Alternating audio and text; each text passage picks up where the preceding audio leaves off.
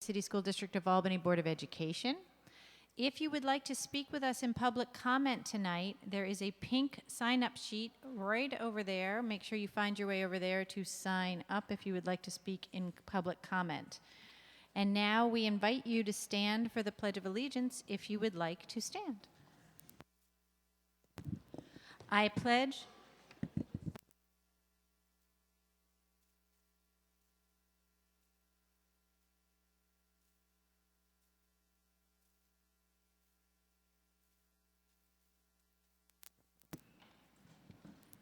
In addition to the Pledge of Allegiance, we like to focus our meeting by restating the mission of the City School District of Albany, which is to work in partnership with our diverse community to engage every learner in a robust educational program designed to provide the knowledge and skills necessary for success. Mrs. Adams, do you have a report for us? Absolutely. Good evening, Madam President, members of the board. We held our second of 4 community meetings on the board's middle school configuration proposals Tuesday night at Hackett Middle School. About a dozen parents and community members attended. We had an excellent discussion. There were great questions and suggestions that we will take into account as our planning process moves forward.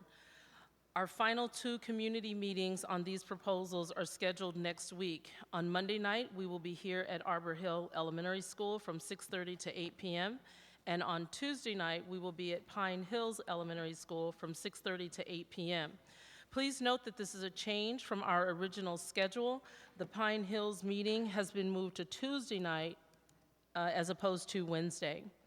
We are looking forward to these continued conversations with our families and community members on this important discussion. There is more information about the community meetings and the 2 proposals available here tonight. As a reminder, the board plans to select a final option at its next meeting, which will be November 1st at North Albany Academy. The meeting begins at 7 p.m. We have provided another round of STEM professional development for our teachers on Monday. This half-day session continued our partnership with the Flying Classroom. It engaged our teachers in more of the modules that they will be bringing back to their own classrooms for our students. This is the second year of our partnership with Flying Classroom. I am looking forward to seeing our STEM engagement continue to grow throughout the school year. Students at 3 of our elementary schools also participated in a unique STEM-related activity this week. On Tuesday, 185 fourth graders from Delaware, Montessori, and Pine Hills became scientists for the day during the 16th annual Day in the Life of the Hudson River Estuary program. Our students joined thousands of their peers up and down the Hudson in learning how to test river water, measure and investigate aquatic life, observe tides, and analyze mud from the river bottom. That research then is compiled for educators to use for classroom lessons on the environment. The program is sponsored by the New York State Department of Environmental Conservation. The DEC organizes volunteers to make this event possible for our students, and we are grateful for their efforts. I had the pleasure of attending the annual Albany Fund for Education Gala at the Renaissance Hotel in downtown Albany last Friday night. AFE is such a supportive partner, and the gala was a wonderful event. It was uplifting to once again see so many of our parents, community members, faculty, and staff who are all in for Albany.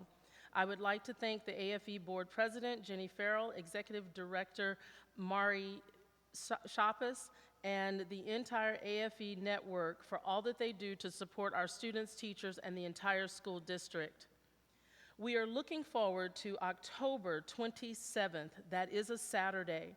Our HBCU College Fair at the North Albany YMCA will be held on that date. Our students will have the opportunity to participate in a variety of panel discussions and other activities focused on helping them prepare for college. The students also will learn more about the HBCU college visits we are planning for the spring. I am grateful to our partners at the Delta Mu Omega chapter of Alpha Kappa Alpha Sorority Incorporated for making this opportunity available for our students and families. I also want to recognize Albany High School Leadership Academy Assistant Principal Nicole Newman for taking the lead in organizing this activity. The historically Black college and university college fair is free and open to the public, so please join us if you can on Saturday, October 27th. It's playoff season for the high school soccer, and Saturday night is a big night for our Albany High boys team. The Falcons open the Section 2 playoffs at home with a quarterfinal matchup against Niskayuna. Game time is 6:30 p.m. The Silver Warriors are one of only 2 teams to beat the Falcons this season, and it will be a great matchup. The Falcons are seeking their first sectional soccer title in school history. They finished the regular season last week with a 12-2-1 record, and they are the Suburban Council Grade Division champions. They ranked 14th in the state and seeded second in the Section 2 tournament. I invite everyone to flock to the nest on Saturday night and cheer the team on to victory. I also would like to acknowledge our girls soccer team. They opened the playoffs at Columbia on Wednesday night and played a fantastic game. Unfortunately, they lost a heartbreaking decision in overtime. I want to congratulate first-year coach Josh Benfield and his team for their courageous performance. October is also Breast Cancer Awareness Month. The students in the cosmetology program at Albany High's Abrooken Career and Technical Center have been engaged in a unique project to help women go through cancer treatment.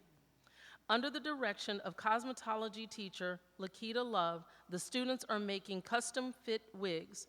They crafted their first one this week for a local cancer survivor. TV stations 6 and 13 featured our students on Wednesday night's news, and Channel 9 is planning to feature their story later this month. Our own communications department also has produced a video to highlight our amazing students in this heartwarming project. I'd like to share the video with you at this time.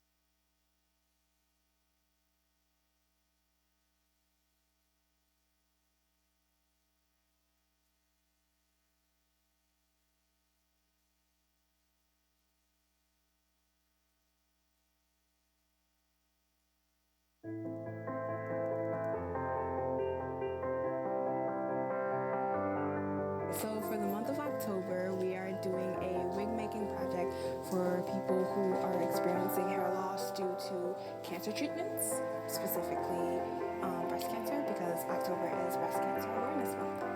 And giving back kind of feeds into that bigger purpose of why we're here all together in this community. Community is a big part of life, so knowing that there's somebody out there that is going through something that I cannot relate to, but I can help be the solution is very, very important to me. What I love most about what we're doing in this program is one, teaching the kids to have empathy, teaching the kids to give back. I'm loving that the students are learning how valuable the skills that they have are within the community.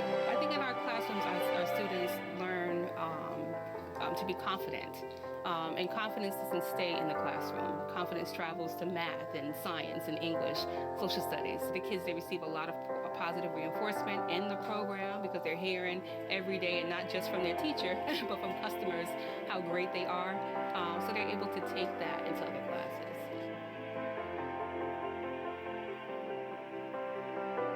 It's just wonderful that they offer this program to people who really need it, and to be part of a healing process, because that's exactly what it is.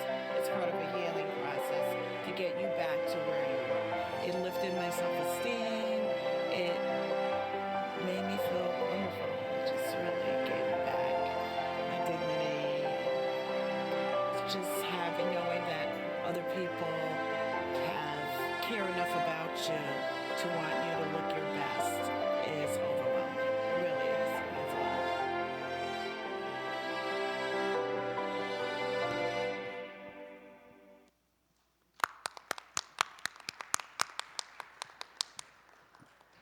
Now I'd like to invite Arbor Hill Elementary School Principal Rosalind Gaines Harrell to come forward and tell us about the great things that are happening here at Arbor Hill. And with her tonight, we have two very outstanding guests that will be sharing their viewpoints about Arbor Hill, Ms. Michaela Smith and Ms. Cheyenne May. So let's welcome them to the microphone as well.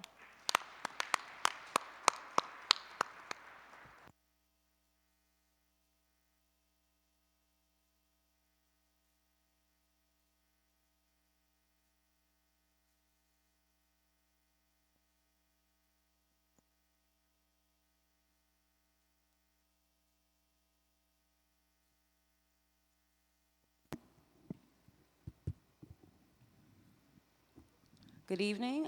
We'd like to take this time to thank you for inviting us to speak to you about our school. I am just going to go over our mission and vision, and then my students will take it over. So as you know, we say our mission and vision every single day in the morning. And our school mission is to stimulate and nurture the intellectual, emotional, social, and physical growth of every child. And our school vision is at least 1 year of growth for 1 year of education.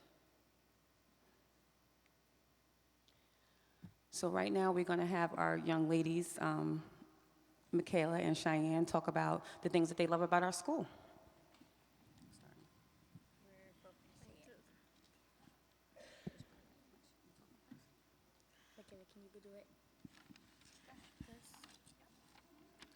Good evening. Today we will be speaking to you about the things we love at Arbor. Good evening. Today we will be speaking to you about the things we love about Arbor Hill Elementary School. After school program clubs. We like the clubs because we get more time to do the things that we like that don't fit into the schools. Mr. Allard's art program. Wednesdays 3:45 to 5 o'clock. My favorite art project is building structures. Peace Ambassador. My favorite thing about being a Peace Ambassador is seeing everyone be calm and happy. It helps when they get frustrated. We work with all students in grades K through 5th. Mr. G SUNY program. We do engineering with college students as well as get-to-know-you activities. One of the engineering projects that we completed was a 42-foot roller coaster using styrofoam tubing, tape, and marbles. PBIS celebration are also great because the whole building gets to participate in fun activities for their great behavior. This year, parents will be honored for their This year, parents were also honored for their participation at school events. Thank you for giving us the opportunity. Thank you for giving us the opportunity to speak with you about our amazing school.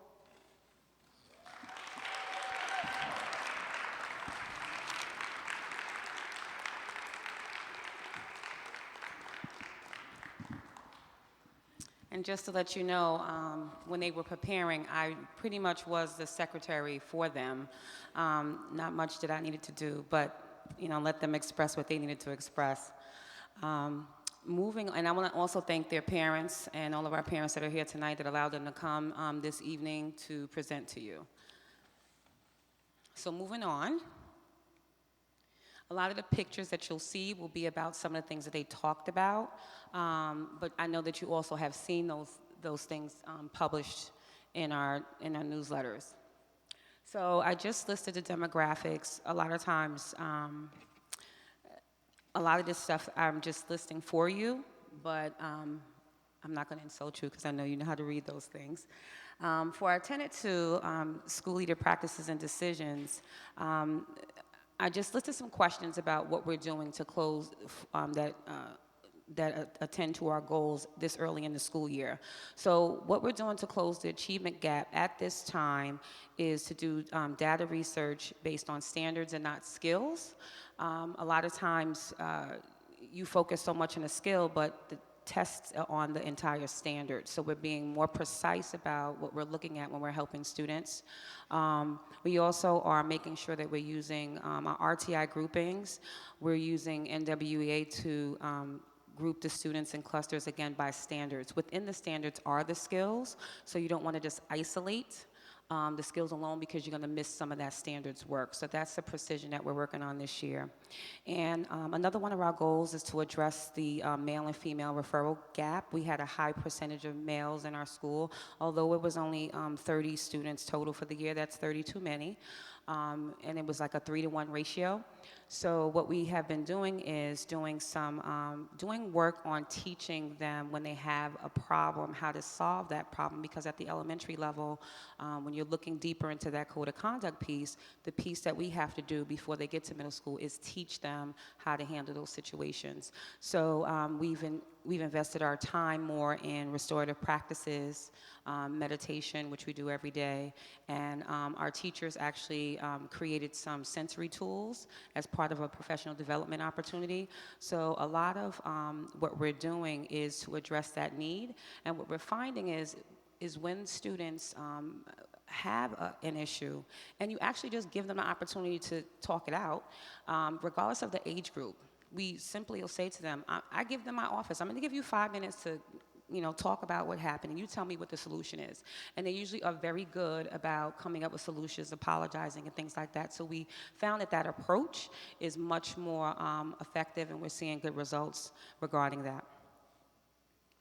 Going into curriculum development and support, some ways that we're developing differentiation of our strategies within the curriculum is many of what most of the district is doing at our level, looking at those pre and post assessments, the data teaming piece, and another piece is the after school programs. We really have beefed up a lot of our after school programs, and we're trying to reach a wider audience, so those students who cannot fit into the Boys and Girls Club and the YMCA, because we have a great wait list for that. We've been offering some additional programs for them, which are run by teachers and teaching assistants.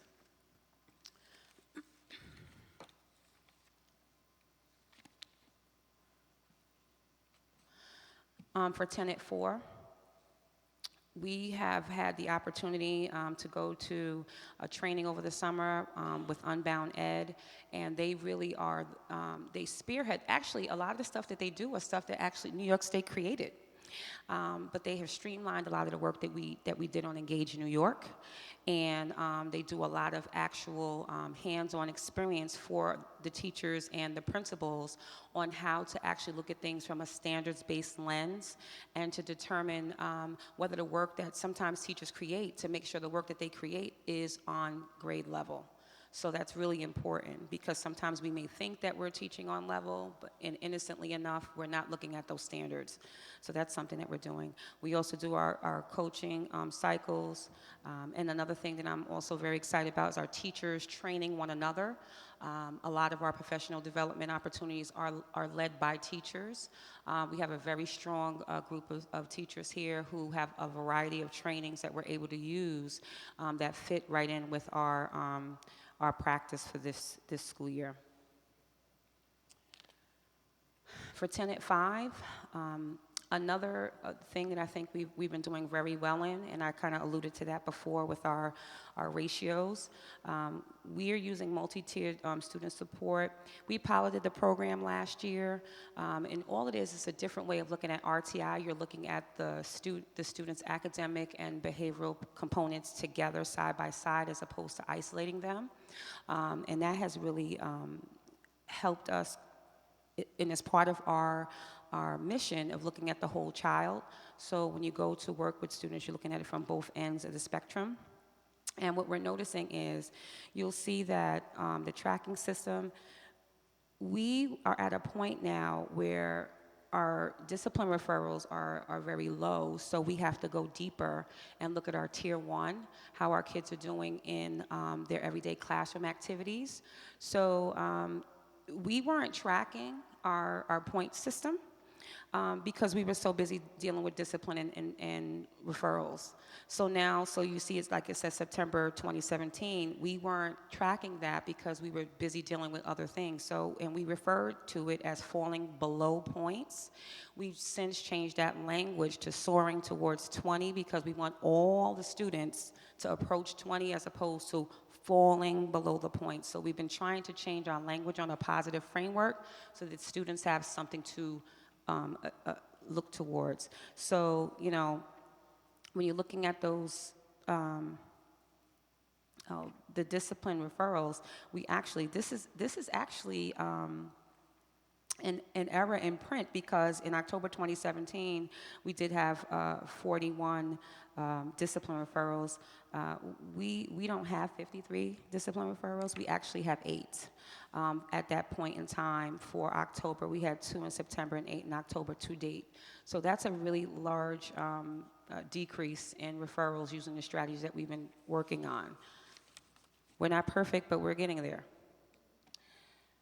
The other thing which is exceptional is our Tenet 6 component. Working with our families and having the addition to our Arbor Hill family of our community school site coordinator has worked wonders. It's given us a lot of support. I know some of you may have been to some of our events, and these are just some of the things that we have been doing. And when you look at the 2017-2018 school year, you'll see that some of the things have zeros or needs assessment. We did a needs assessment to determine what it was that the parents wanted, and this is the first time this school year that we're actually giving them what they asked for.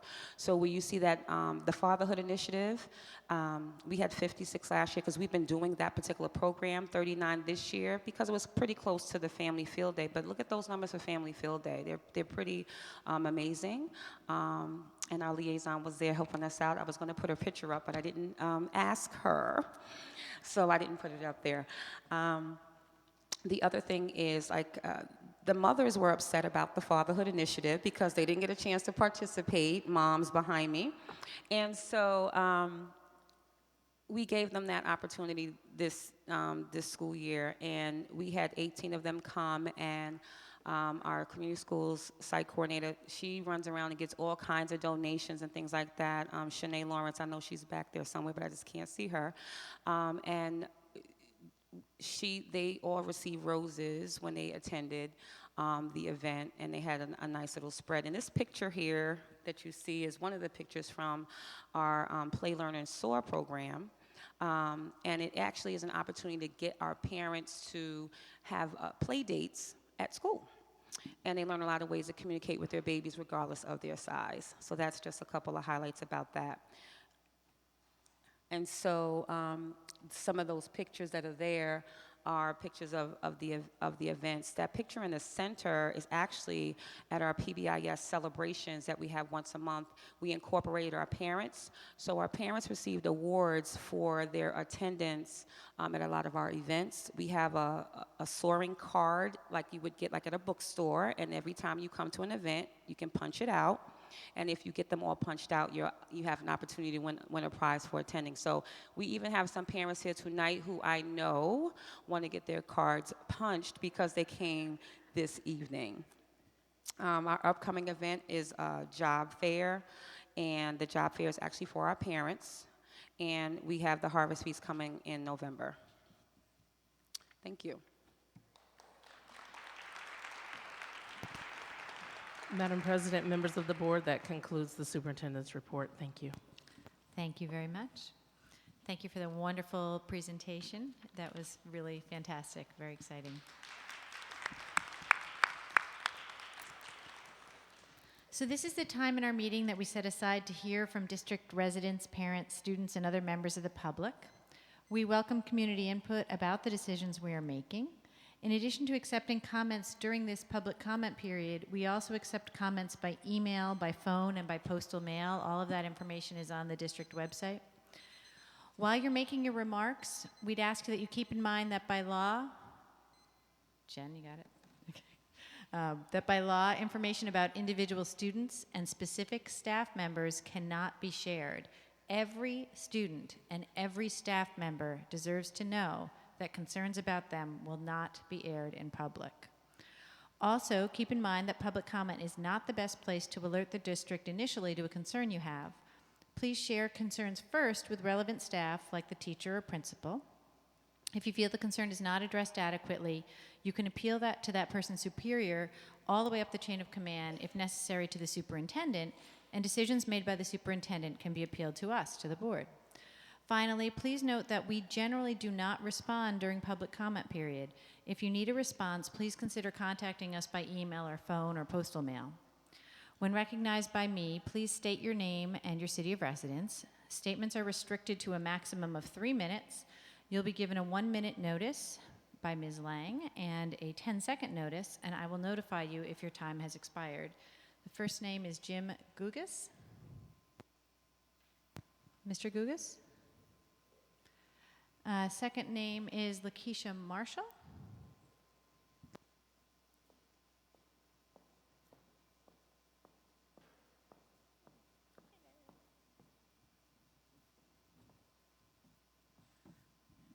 Hello, everyone. How are you? My name is Lakeisha, and I'm a parent here at Arbor Hill Elementary. And about 10 seconds ago, I was on the board. I did get one of those PBS awards. Just like to say that. That was me. Y'all saw me. I want to thank our Arbor Hill parents that came out tonight and the parents that are on the PTO. Thank you so much for coming out and showing your support. Arbor Hill would like to thank you for keeping us at elementary school. Thank you to you guys. Thank you so much. Thank you for letting her know that our voices mean something and you do take into consideration how we feel about our school, our children, and our staff here. So thank you so much. This year, I think you guys have motivated us more to be into our school district. Like, we have so many parents. We have a PTO this year. We have 18 parents so far who have signed up on the PTO. Parent initiation is more communication. Like, I really feel like we're a family this year because you guys threatened to take us away. This year, numbers are low with staffing, and that's actually a good thing because, I'm always talking about ratios and the behaviors and stuff in the classroom. You took one of the kindergarten classrooms, but that's okay because numbers are still low, but just always take into consideration our environment, the makeup of our children, and even though you may think that 16 is low, 16 is actually a lot when you think of the makeup of the children in the classroom. This year, thank you for Common Core. Yeah, thank you. We're actually with the PTO trying to get a group together for parents for a better understanding. I know me personally, I get the same answer my daughter wants, but I don't do it the same way. So I'm gonna come and learn Common Core. That's something we are working on with the PTO to get a better understanding with the homework. And that's about it for me today. Thank you. Lauren Manning.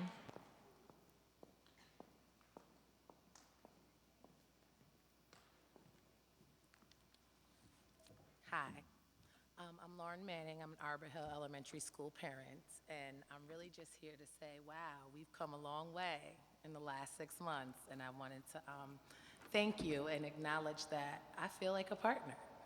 I cannot believe you guys are having a community conversation at my school about something that affects my whole community. And 6 months ago, I did not feel like a partner, and I don't think many people here did either, let alone like family.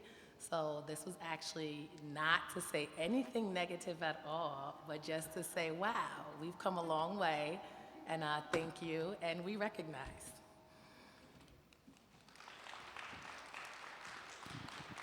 Matthew Nolan.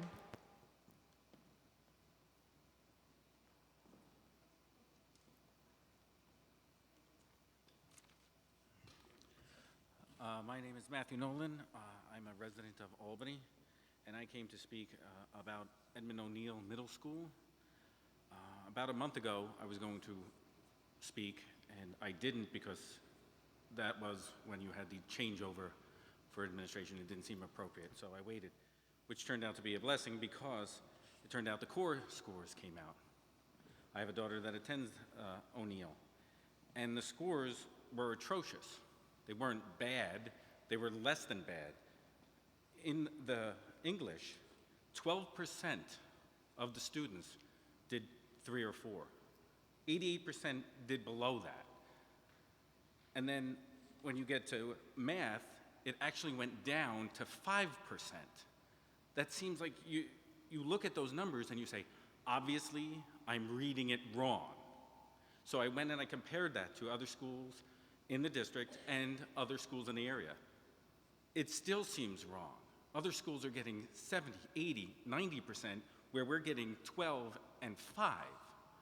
Even in the district, you're getting 44 in a couple of elementary schools and middle schools, or low 30s. But that's atrocious. That only backs up what I wanted to say the previous meeting. I visit the school every day. I pick up my daughter every day. I also visit the school to pick her up to go to a doctor's appointment or visit the nurse for whatever reason. I've been there during those school hours approximately 7 to 8 times. Every single time there was an incident. There's been fisticuffs, there have been people had to leave the hallway immediately, and I had to be escorted into the nurse's office because of some incident. You're never explained why, other than you hear the rumors. The last time I was there, and this was after school hours, there was a police presence in the lobby. And it didn't make sense. They were explaining how it was some sort of fight went on, but it was like a family fight with the school, or it spilled over into it. Every time I go there, there shouldn't be an incident. It should be get your child or drop off something or speak to someone. It shouldn't be, I hope nothing happens. But the O'Neill Middle School should not be called the School of Excellence. Just call it a middle school. The excellence seems like you're going for some sort of ironic joke. It is bad. And you have the scores now. For the first year, my daughter's been there, this is her second year, was that, don't worry, it's new. It hasn't gotten better from month to month, and now the second year. I think you need to look at the numbers that matter, and the scores matter. But also the incidents that are happening are saying something. So you can't say, well, don't look at those, look over here. There's no over here to look at. So I've been a resident in Albany for 28 years. I have 2 children in the district. I keep saying things are going to turn around. I have no evidence that that is taking place. Thank you.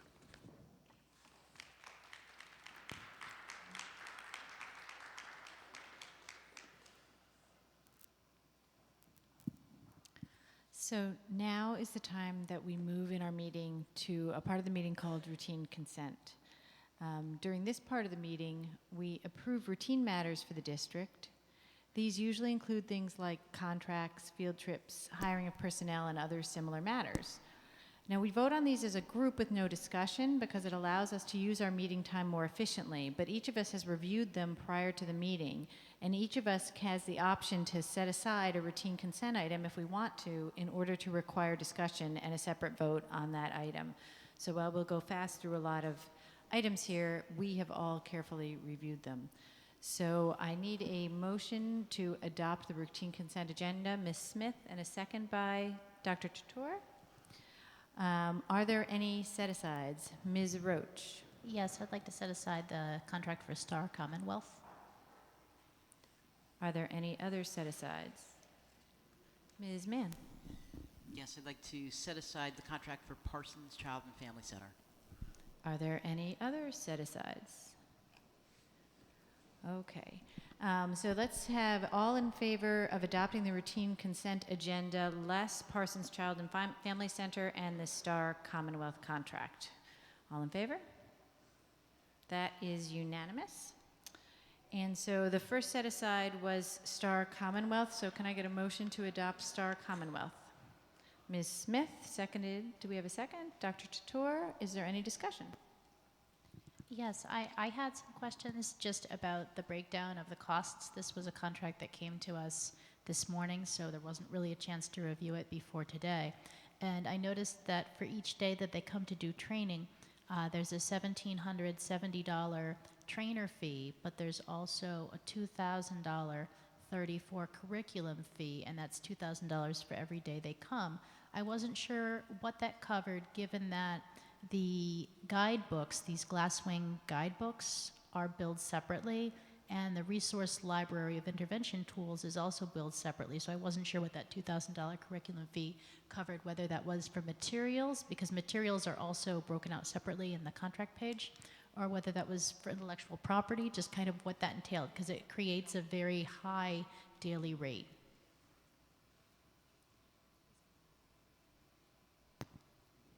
I know that Ms. Bechtel did step out, and we would have to get clarification. I believe that's for the development of the curriculum, but I cannot be certain at this time. Do we know if this is something that we can pull this contract until the next meeting so we can get a little more answers about that? We can hold it. However, the services are slated to start tomorrow, and we can hold that if need be. Is Ms. Bechtel here this evening? So why don't we do this? Why don't we table this at least till later in the meeting, and then we can return to it when Ms. Bechtel's here, in case she's got the availability to answer that. So I'm going to make a motion that we table this item until I'm going to leave it open sometime later in this meeting. So I'm going to make that motion. Do I have a second? Ms. Smith, all in favor of tabling this? That is unanimous. So now the second set aside was the Parsons contract. I need a motion in favor of the Parsons contract. Ms. Wilson, seconded by Ms. Smith. Is there any discussion? I'm going to abstain from the vote as I'm an administrator of the agency. Okay, so all in favor of the Parsons contract. That is everyone except Ms. Alexander Mann. I believe there's no opposition and any abstentions. Ms. Alexander Mann. So that's going to end our routine consent agenda. If someone can give me a kick when Ms. Bechtel is available, I will remember to bring that back. Ms. Wilson. I just wanted to acknowledge that someone that we just approved is in here today.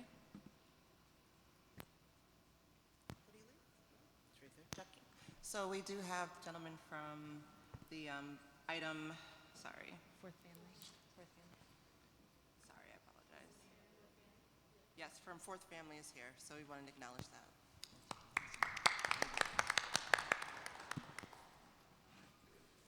Okay, that brings us to another action item on our agenda. This is an action item that's probably going to come with a little more discussion than what we usually have. It's our typical practice here for those who don't come to every board meeting.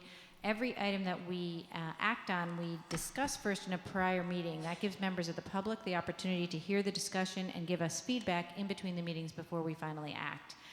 Often the actions are quick and easy because so much of the discussion happened last time, but this item is something we have never done before, which is to vote on the resolutions that are being acted on at our trade association, which is the New York State School Boards Association. They are essentially the lobbying arm for the state, for the school boards of New York State, and we will be voting on their resolutions this October when we're at their convention. And so we need to decide as a board whether to support the resolutions they have proposed or not. And so we're going to have a bit of an open discussion here. We talked about it a little bit last time, and I would like to just leave to open the conversation and see what people have felt or thought about since we met talk last. Ms. Wilson.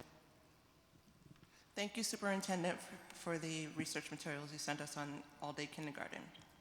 So I'm in favor of an evidence or research-based approach, and everything sort of indicates that it does support families, for example, from a child care need, but there wasn't anything sort of substantive about whether it promotes getting on schedule or learning or there was nothing really substantive that really supported that, and I don't know where NISBA is getting that inclination from. I'm not in opposition of all-day kindergarten. I'm for it, but I just didn't see anything concrete that sort of supported why we should do that. And then also there was a question, comes into question of whether it could be aidable, as we say, and it didn't really favor that either. Any other discussion, either on the kindergarten resolution or on any others, but ideally, I guess, on the kindergarten one, since that's the topic that's been first raised? Ms. Alexander-Mann. I would also like to thank the superintendent for the articles. And I did some reviews on my own. There are some there is some evidence in terms of closing the achievement gap and improving literacy skills. And I'm at a place where I'm a little further along supporting this than I was 2 weeks ago. I will say that should we support this, there's this recognition, as the superintendent shared 2 weeks ago, that it's a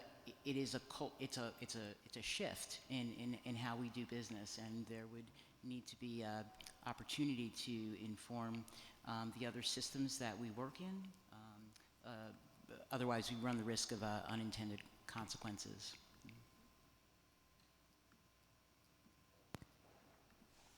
Any other discussion on that item?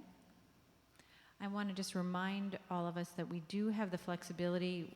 We're going to need to come up with a resolution about what we're going to resolve tonight that's going to guide the voting that Vicki and or I will do when we're at the conference. So we could decide as a group that we're going to support the NYSBA resolutions, but give Vicki and I, freedom to make a different decision based on the discussion in the room. We could say we're going to support the resolutions except for kindergarten number 6.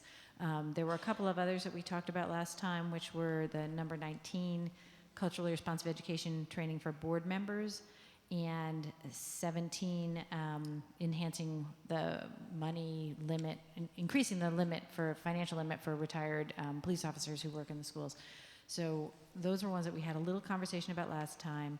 I would like to think that the resolution could be formulated in such a way that it's consistent with the way NYSBA has proposed them, right? So we could say we're going to support the NYSBA proposed ones and be opposed to the ones that NYSBA is opposed to, with the following exceptions or something like that, because there are too many, I think, unless people feel really strongly about each one. We don't want to talk about each and every one tonight. So does anybody have any other conversation that they want to have about those NYSBA proposals? Any ones besides 6, which is the one we've talked about now, which is kindergarten? So where are we on kindergarten? Are people feeling that they would like to have us as a school district not? Now remember, all we're voting for is to support NYSBA's attempts to lobby that there would be a requirement of kindergarten. We would take no action at the district. This is not a district action. This is just an action that we would encourage them to look to have kindergarten be a requirement. We would take no immediate action. Ellen? I would be comfortable decoupling from the NYSBA recommendation as far as the district is concerned. So you're suggesting that you would prefer to not vote in support of number 6. You would vote against number 6. Yes, I would have a slight preference to vote against number 6. Okay. Others on 6 kindergarten? So here's what I'd like to do. Because number 6 seems like it's got pros and cons, I think we need a separate vote on number 6. I think we just need to vote on that because I don't feel like I have a clear sense of the group. So what I'd like to do is take 2 votes right now.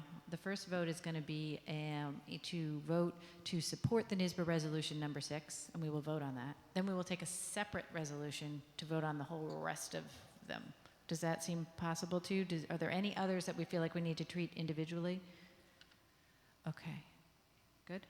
I'm making eye contact for people who are hearing this on the audio tape.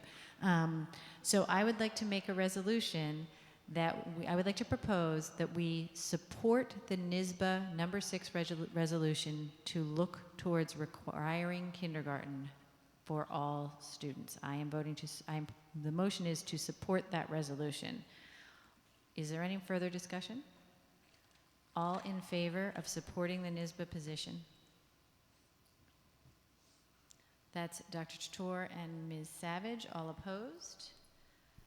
That is Ms. Lang, Ms. Roach, Ms. Smith, Ms. Alexander Mann, and Ms. Wilson. The motion is not passed, so we will not support number 6. Then I'm going to make another motion to go with the NYSBA recommendation for all other resolutions. Are we ready for that motion? Do we need any further discussion? Okay. I'm going to make a motion that we vote with the NYSBA recommendation for all other resolutions besides number 6. Is there any discussion? Oh, I need a second. Is there a second? I think I skipped the second last one. Ms. Wilson, is there any discussion? Okay. All in favor? That is, okay, that is everyone except Ms. Smith. Is there anyone in opposition? Ms. Smith. Okay, that motion passes.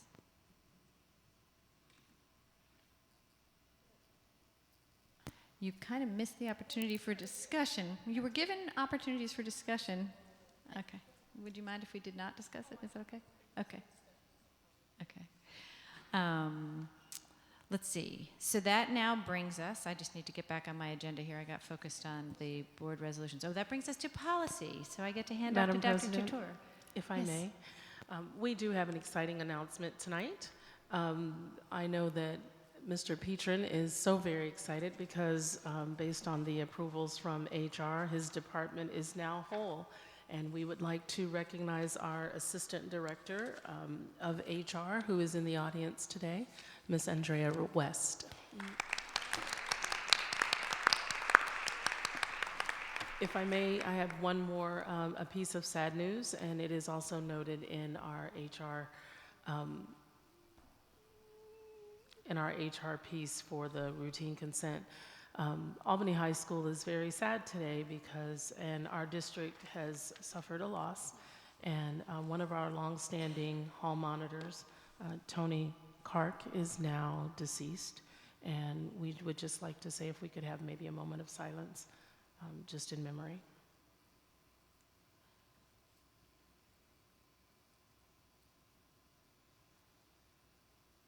Thank you. Dr. Chatour. Madam President, members of the board. So we have 4 policies that we need to act on today, and there are 4 others that we need to discuss, as we do every time we discuss the policy and then act on it the next week. So I was wondering if we could do the action items first. So I'm like a motion to vote on on board policies 2250, board committees 2260, advisory committees 6700, purchasing, and 5695, student use of personal technology. Ms. Smith, and seconded by Ms. Roach. All in favor? That is unanimous. So that brings us to the second half. The policy committee, like I said last time, is always busy. So this time we bring forward 4 other policies. Policy 1900 is the policy on parental involvement. This policy refers to district's efforts to enable and support greater and more meaningful parent participation in the education of their children.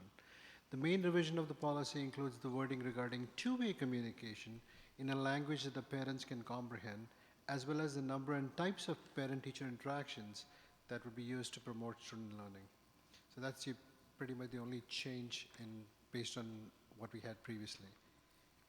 Any questions on 1900? Yeah, I think these policies are so disparate. I think it's a good idea to have any discussion about them each in order. So is there any discussion on 1900? I remind the board that this is a required policy related to Title I, and it is a policy that we review by law every single year, so this should be looking familiar.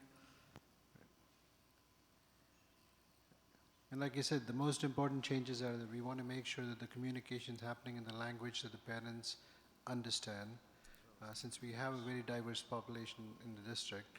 And the other thing is the types of parent-teacher interactions that we do There is a mandatory district-wide parent-teacher conference, and there are other parent-teacher conferences at the building level which can have many forms, one-on-ones or what have you.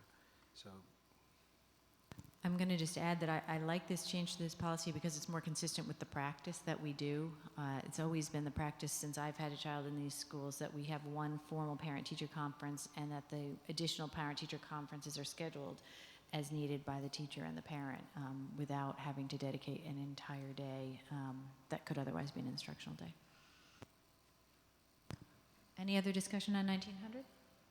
Okay, Dr. Chur, what's next? the second policy is 6256, which is fund balance in accordance with GASB, which is Governmental Accounting Standards Board, statement number 54. It's a minor change like we had previously. The minor change is the change in the policy wording from Assistant Superintendent of Business to School Business Official, so that it makes that, we give it to a position that is available in case the Superintendent of Business isn't available. There's redundancy in the policy that we can make sure that things get taken care of. That's just a wording change. I suspect there's no discussion on this policy. Any discussion on this one? And 1600, which is the next one, disposal of district property, is the same thing, same minor word change from Assistant Superintendent of Business Affairs to School Business Official.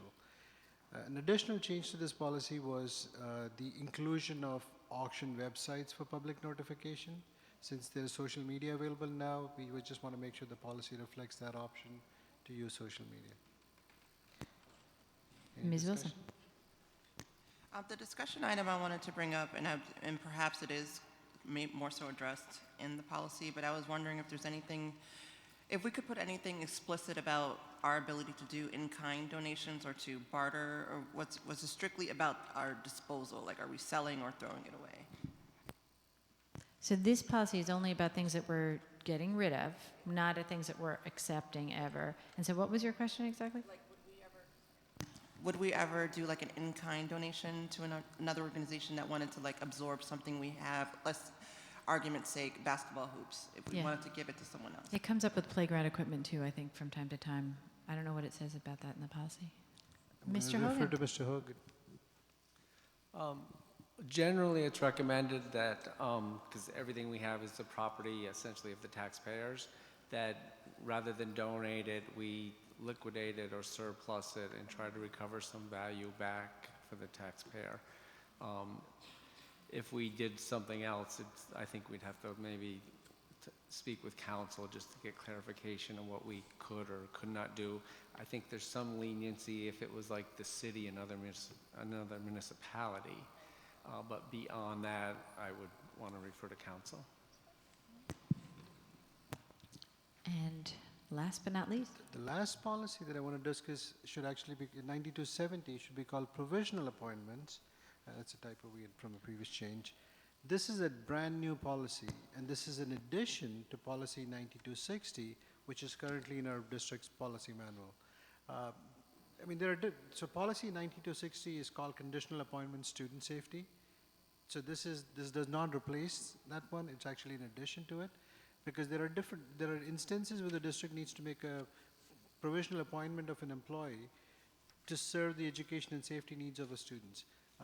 In some instances, these appointments are needed prior to approval at a board meeting, and which may be coming up in a week or two. But we want to have the person employed now so that the education or security or whatever that might be is not hampered. So this policy delegates authority to the superintendent of schools and the board president to make the provisional appointment prior to the full board approval at the next board meeting. So the current policy that's on file, 9260, pertains to conditional or emergency appointments as covered by fingerprint law. So hiring somebody before the fingerprint results are in. So in other words, making such appointments before the person has fingerprint clearance. This policy, like I said again, 9270 is in addition to 9260 and not instead of 9260. Any discussion? any questions or discussion about this? I think it's, you all should know that this is not a standard NISBA policy. we are going beyond the standard standard approach because we are trying to get hall monitors in halls and teachers in classrooms as quickly as possible. And so this would allow us to not have a situation where, just for example, tomorrow HR finds someone that would be a great hall monitor, but they can't actually get them in the classroom until 2 weeks from tomorrow because they have to wait until the next board meeting. Interestingly, that's not how it's typically done. Interestingly, throughout most of New York State, they wait for the board meeting. And it is our recommendation from the policy committee that we don't wait for a formal board presentation, that we instead use this policy. But you all should know that this is non-standard. Any questions, discussion? If not, we will act on these next time. And just as a point to note, policy 6110, which is budget planning, was also reviewed by the policy committee, and there were no changes, so just the date of review changes. Superintendent Adams, are you ready for us to bring back that topic that we tabled, or do you need a few more minutes Absolutely. Then let's move to discussion, which our first discussion item tonight is the summer school K through 5 review.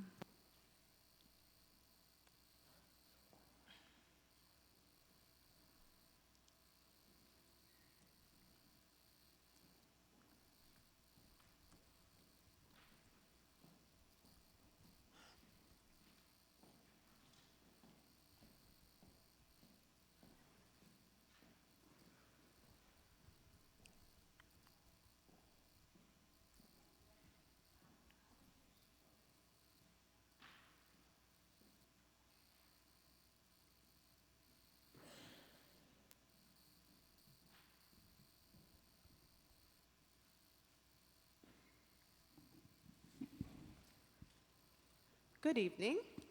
I'm just going to introduce for you our summer school for elementary co-coordinators, Kevin Rattel, Dawn Castle, and Tammy Keogh. They took on the Herculean task of our, yet again, new design of elementary summer enrichment. And so they'll take you through the introduction and overview of our presentation, and I will close out with some possible next steps and budget impact. Good evening.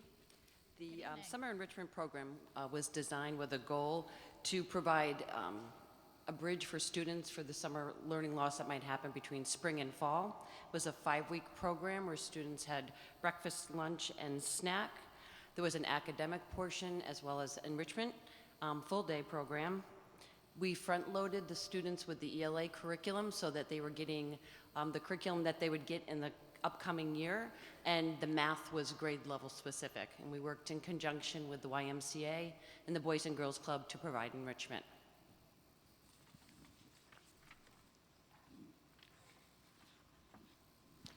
I was the coordinator at North Albany Academy. We had kind of an experiment this year where we had teachers from the district who taught art, music, PE, and technology in conjunction with the Boys and Girls Club, and it really worked beautifully. We had a theme of be the best me that I can be, as well as the science of sports, and the kids were really enthusiastic. The teachers truly, truly loved doing that work in the afternoon. And in addition to that, we also had the regular staff that we would have at a summer school. Hi, I was the coordinator at Eagle Point and Toast, and we had 12 teachers. We had 2 ENL teachers, 2 nurses, a substitute, and 2 hall monitors.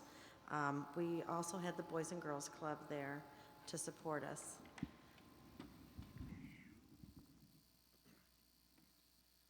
And I was the coordinator for SA, SPA, Giffen, and Arbor Hill. We had 1 coordinator, the 24 core teachers, 2 substitutes, 2 nurses, and 4 hall monitors.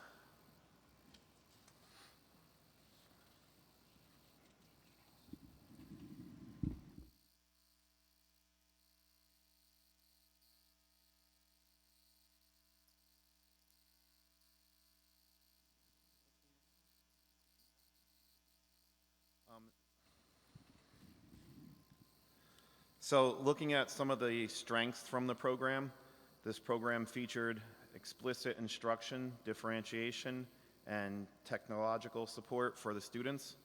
The program was a collaborative effort with the YMCA, the Boys and Girls Club, and the Albany City School Teachers. We provided enrichment activities.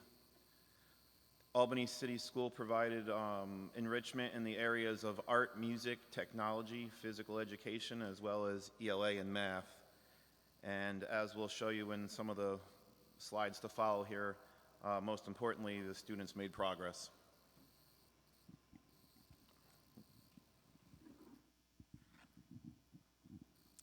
We saw a couple challenges, applications.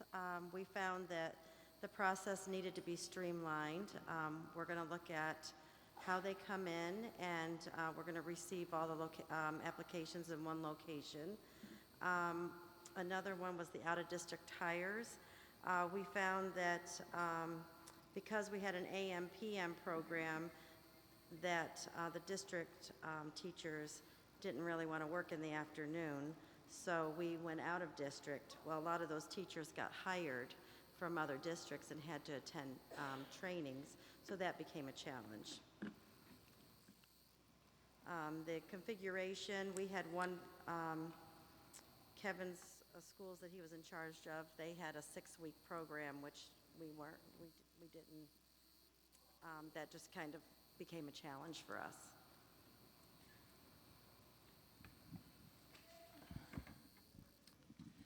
This graph shows the results from the ELA component for K2. We used the iRead computer program, which the students were familiar with in school. They had all worked on that beforehand. Typically, for kindergartners, they go up to a level of 19. For first graders, they go between 20 to 37, and second graders will go through the levels of 37 to 51. As they go through the levels, particularly in the second grade, it's going to take them a lot longer to get through things because things are more difficult. Ideally, students move between 1 and 2 levels every 3 or 4 weeks. And so as you can see from the graph, our students did move within the 5-week period, which was very exciting to see. And many of them were equally excited to come back to school and see that their results were still there from the summertime and they could keep going, earning their certificates and their robots and all the other things that are associated with this fun program.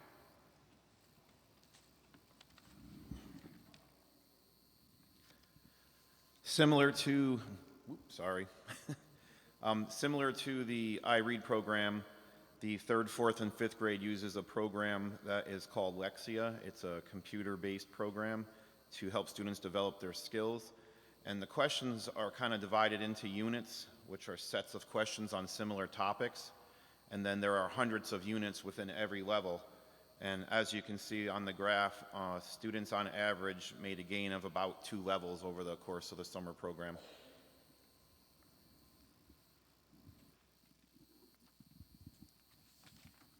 And as far as the math, we saw a 10% increase in math as well. The teachers used Math Navigator. They really liked the program, and we saw a lot of growth. They focused on one unit, which I think really contributed to the growth of the children.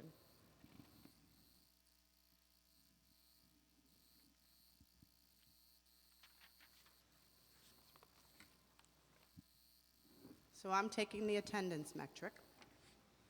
Traditionally, our attendance in elementary summer school prior to this year has been around the 85% mark. And expanding the program to serve over 700 students, we had seats for 800. And splitting the program through AM and PM for the academic component, we found a significant decrease in the attendance for summer this year. We really changed the program up on our families, particularly in our Arbor Hill, Giffen, SPA sites, which have traditionally been more enrichment-based programs and not an academic component. And you know, the ESAP program was brand new to us this year, and we added that to our families. Traditionally, we've taken a look at our attendance, and after 3 days, asked students not to return to the program. But because we were spread across all of these programs, and that has not been the tradition of those programs to ask those children not to participate, we did not drop any students. So what we ended up with is almost reminiscent of when I first started in this position, is some of our sites being dropped in programs as opposed to programs that students participate in the entire time. So we went through and kind of broke down 524 of our 723 students missed 3 or more days of the program, which speaks to a lot to the data that we still saw, the gains academically for those students who were in attendance 50% or more. So I appreciate Chris, right?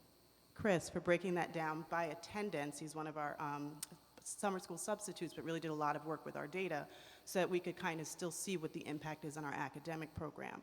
And I'll talk a little bit more when I make the recommendations at the end, the significance of our academic program, and still, trying to balance that with our effort for enrichment. So having 3 coordinators, bless them, from running from 7 program sites proved more than challenging. Having applications from more than 7 sites proved challenging. And as a result, also having an AM component and a PM component for the academics was exceptionally challenging, but it was something that we did to so that we could collaborate effectively with our community partners who feared that they would not be able to find staffing for a program that started at 12:30 and ended at 4:30. So we tried to be creative and supportive in that way, and it is not effective. And we've made it clear to our partners going forward that the only model that we can support is in academics in the morning and enrichment in the afternoon, and that we need to plan accordingly to find staffing to support that particular model. We believe wholeheartedly in the academic model that we've developed and the impact that it can have on students if they are actually present. I think we saw some slight gains in the data comparison that I have Dr. Robin do when we take a look at our spring NWA scores to our fall NWA scores to make sure that we are at least stemming that loss, and we finally saw that last year, and we want to be able to sustain that going forward. So to that end, my formal recommendation, if the board is still in support of the concept that we want to have academics offered at all of our summer program sites, that we have to consolidate these sites to 3 or 4, I will say, manageable sites, 3 being most cost effective, offer our seats in a way that reflects our participation rate. So 800 is very ambitious and lovely, but I think 600 is more reasonable, and then we focus on children who are really going to attend each and every day, so that we get back to our 85% or better attendance rate. And as mentioned before, we need to do the same configuration for every program. We cannot have some programs run 5 weeks, some programs run 6 weeks, because that's what they've done in the past. Our academic component will run for 5 weeks, and we will run the program that we've always run so that we can make sure our data is comparable. So if the goal is to still keep an academic component and to provide that for at least 600 students, we could do it in 3 sites, potentially 4 if needed, where we have our partners YMCA and Boys and Girls Club for our programming. So YMCA traditionally has done the district summer school program and the LEAP program at Arbor Hills, Spa, and Giffen. Boys and Girls Club has done the 21st Century program and the ESAP program. And so we would have those 3 sites divided as such so that we could partner with the appropriate community partner. The challenge of this recommendation is our families are used to coming to their home school for their summer programming. We will definitely increase our transportation costs, and parents will have to then send their children across to the different program sites when they traditionally could have just walked to their neighborhood school. And we recognize that that presents a challenge for our families if we choose to go this way. But we recognize that we're not being efficient or effective trying to offer the program in 7 sites the way that we did this year. If we're able to consolidate into 3 or 4 program sites, we would have a slight decrease in the number of staff that's needed, but as I mentioned, an increase in transportation costs, approximately or tentatively $200,000 less than what we budgeted this year. As you saw in the earlier slide, we came in slightly under budget this year, which we typically do. We don't, we plan for our staffing, but there's absences, et cetera. We had a difficult time filling our social work position that we wanted for our program. And then with the changeover in staffing from the out-of-district hires also impacted our budget for this year. But we have the potential with a redesign of the program to reduce the cost by about $200,000. However, we also have the option of leaving our enrichment programs as pure enrichment programs and only offering our summer program in 2 program sites as we've done in the past, if that is the direction that we would like to go in. But we do recognize that we will then be in competition with a completely enrichment-based program in 4 of our school sites as we offer academic programming in our 2 district sites.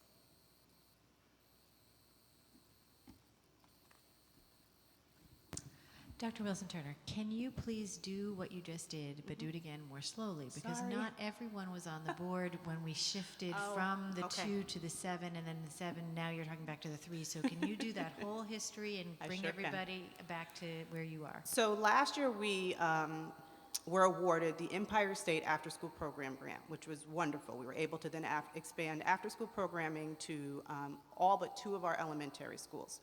And as a result, that grant we found out came with summer programming funds as well. And so when the board recognized that we would now have not only our district summer school program, our programs that we traditionally have had at Arbor Hill, Giffen, Sheridan Preparatory Academy, and Schuyler Achievement Academy, that we would now add 6 other schools to the mix where they would have places to send their children during the summer. The thought was that we want to make sure each and every one of those children also has an academic experience since they will be with us for the summer. So we set about trying to design just that. We found it when we worked with Boys and Girls Club and the YMCA. They anticipated the challenge of trying to find staff for only a half-day program, whereas in the past they would have had a full-day program that they planned every component of, which included both some enrichment activities and some academic work, but not to the structure of the district program. So we came up with the configuration that we would offer an academic component, the same academic component in every summer program that we offered for our elementary students so that all of those students had the same academic experience, which on paper is beautiful, but the way that we had to logistically work it out really worked against us, as seen in at least the attendance metrics that we have there. So in the past, we've kind of had this ongoing debate about, can we just do summer program for the sake of enrichment, or should we really be focused on providing that academic bend based on the data that we have for our students? And so we all agreed that we would move forward and offer that academic bend so that all students had the benefit of that. Thank you very much. So I think we're open for conversation, questions, comments, thoughts. Anyone have anything that they want to share? Ms. Wilson. Thank you so much. I enjoyed this presentation. Excellent work, by the way, and kudos on the impact you had to combat the summer slide. I just had a question about the, I'm going to try and address this holistically. So parents who were in the program last year, do you have any concept of how many returned? Because I'm curious about your concerns about switching them out of their homeschool. If they see the gains their child, they might see it as a worthwhile investment or something of that nature. So I think for your, I keep saying the same for Arbor Hill, Spa, Giffen, those families are traditionally your families who participate in the YMCA and the 21st Century Program during the school year, and those families tend to be the same. So for them this year, it was a shock to come and have summer school be, oh, this is what we traditionally do for summer school. Whereas our families for district summer school program, those could be new students every year because we use a particular criteria to select them to participate in summer school. Ms. Smith. Thank you. I'll start with one question. First of all, thank you very much.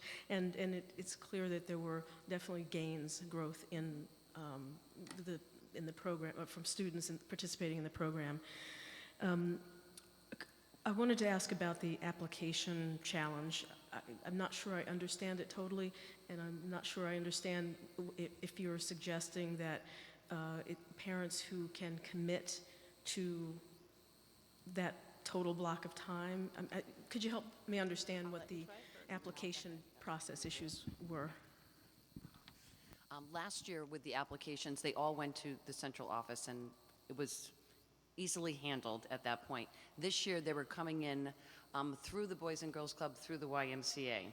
And so we really never had a handle of how many kids were going to be in a class. There was like a third party there, and that made it very difficult for us to think where everyone was going to land. And then some of the applications were not filled out completely, which also caused a problem as far as health care services, permission to go swimming, permission to go on walking field trips, etc. if I might. And then you had some suggestions, one or two, I think, about what you wanted to do differently about this application process. Yes. You want to go ahead? Go ahead. Well, we talked about streamlining the process by having them go to one location. So they're not going to different locations, and we're trying to contact people to see if they have this application or where the student is. The other one was, yeah. So everything would go to one place. It would not go through the Boys and Girls Club or the YMCA. It would come to the district, all of the applications. So we wouldn't have a third party In one taking in those in. Sorry. And I just want to make sure what I heard or what I'm thinking I heard. Is there, are you asking going forward, because you want to reduce the program, but how would you get the students? Like, is there some criteria that you would add to this application? Are you asking them to commit to, the total number of days? Do you understand what I'm getting at? Because I'm trying to figure out. So what's happened with lesson learned from district summer school, like our first year, we thought we were going to have all of these kids. We did, people signed up, and then half of them showed up. Or half of them showed up and thought that they weren't going to come every day. So each year we've gotten clear with the district summer school program that this is a 5-week program. Your attendance is expected every single day if your child is going to participate. It's a full-day program. All of that information is shared. We try to have that same information work through, as they said, a third party, either 21st Century or YMCA, but those programs weren't traditionally seen that way, and so they weren't received that way. So the thought is there's one cover letter for all summer programs that comes from my office, which is what they all love, that says this is what, the expectation is for any summer program that we're going to have, and all of these applications, even though being filled out at your school, will be filtered to central office and divvied up accordingly. Sorry. So, no, this is great. I'm not apologizing to you, just to my colleagues here. The last one for this round. Okay.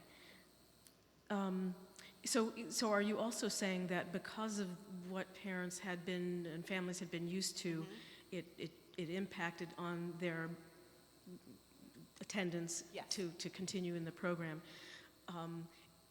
Is it your recommendation that we support more of an academic program and less enrichment, and how will that affect participation?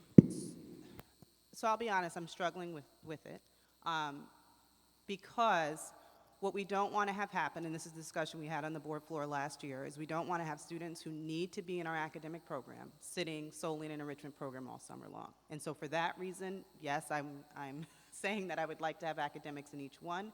However, if I could guarantee that the children who needed to be in summer school versus the children who needed to be in enrichment, I would separate them because I am fine with a purely enrichment-based summer program for our students. So what we will have to do, which we did not do well this year, is balance some more extensive enrichment activities for our students so that they are able to go for a full-day field trip, because they weren't able to do that this year because it impacted their academic day.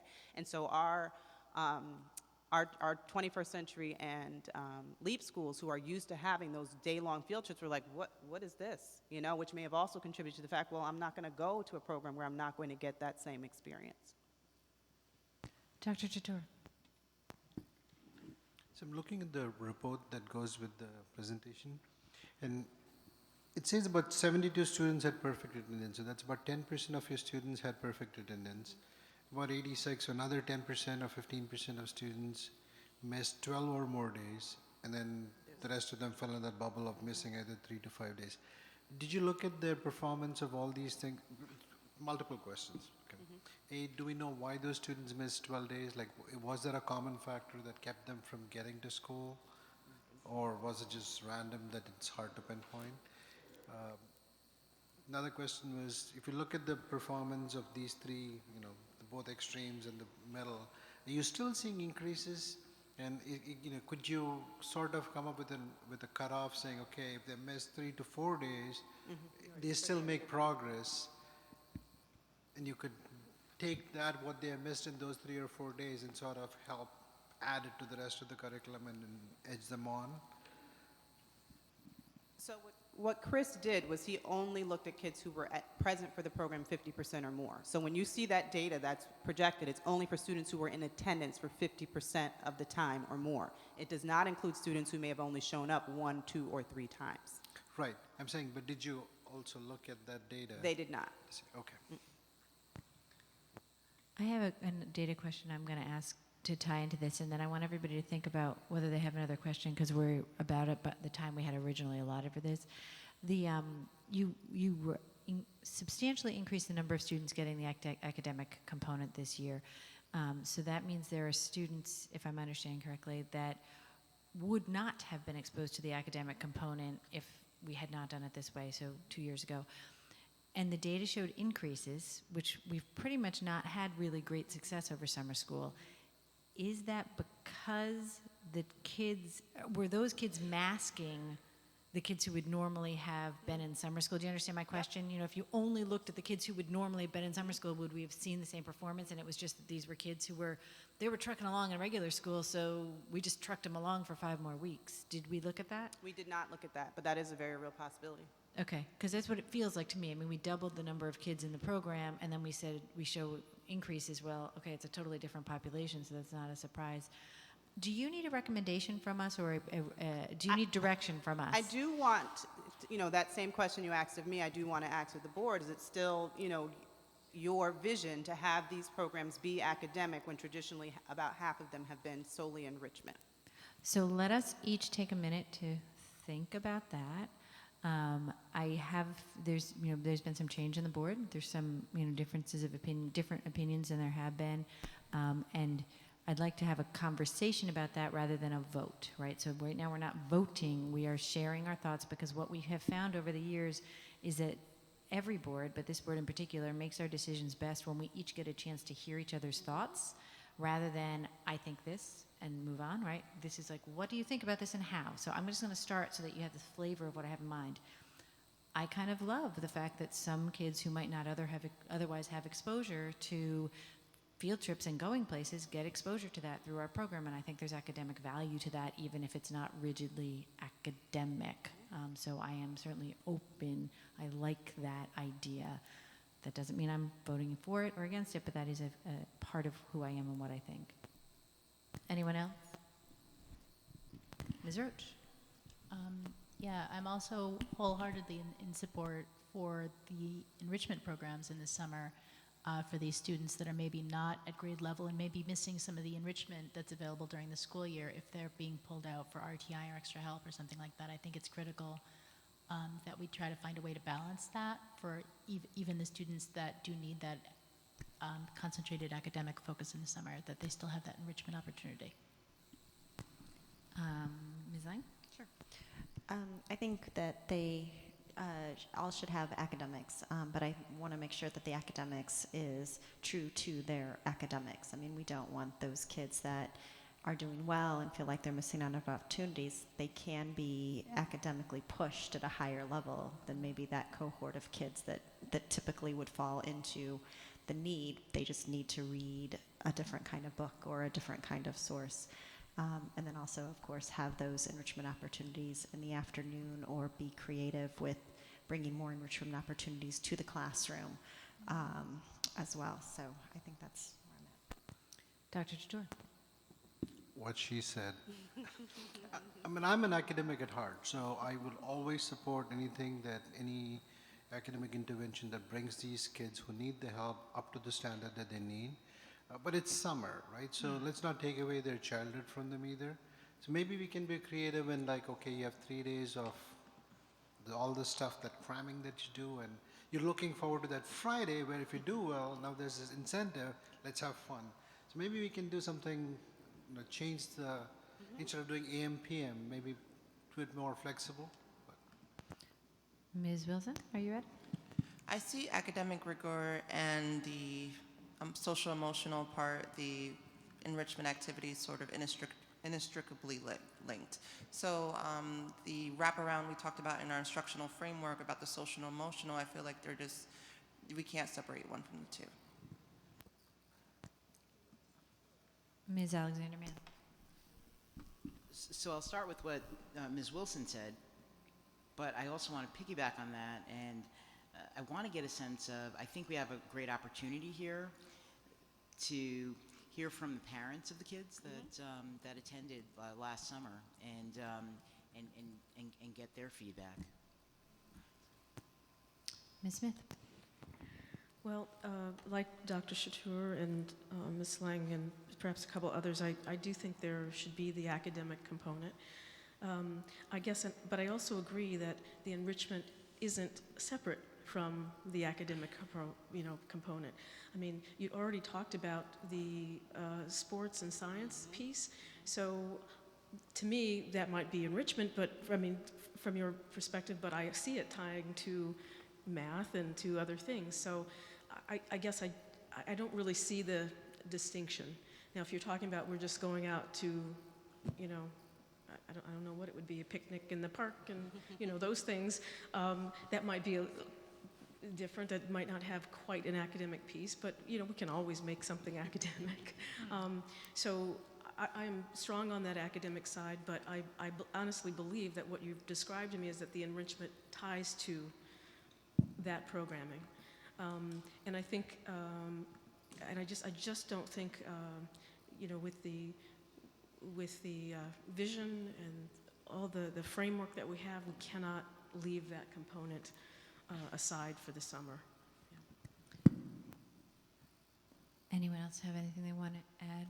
So I'm going to second mostly what Vicki said. I'm also just going to remind everyone that part of what we know is that exposure to real life affects children's abilities in life, but also in test taking, that many of the test questions we know are based on some secondary information that people have because of their life experience outside of school, and that enrichment activity hopefully is adding, not just go to the park where you could go on your own, but go to the museum, go to the Capitol, go to someplace you would not necessarily go with your parents, and get that exposure so that when the test question comes up and says blah, blah, blah, you have the exposure to that item so that the test question makes more sense. Not because I want the test question answered right, but because that helps kids feel successful and move forward and know that we're being success and not be held back by their lack of experience. Ms. Smith would like to add.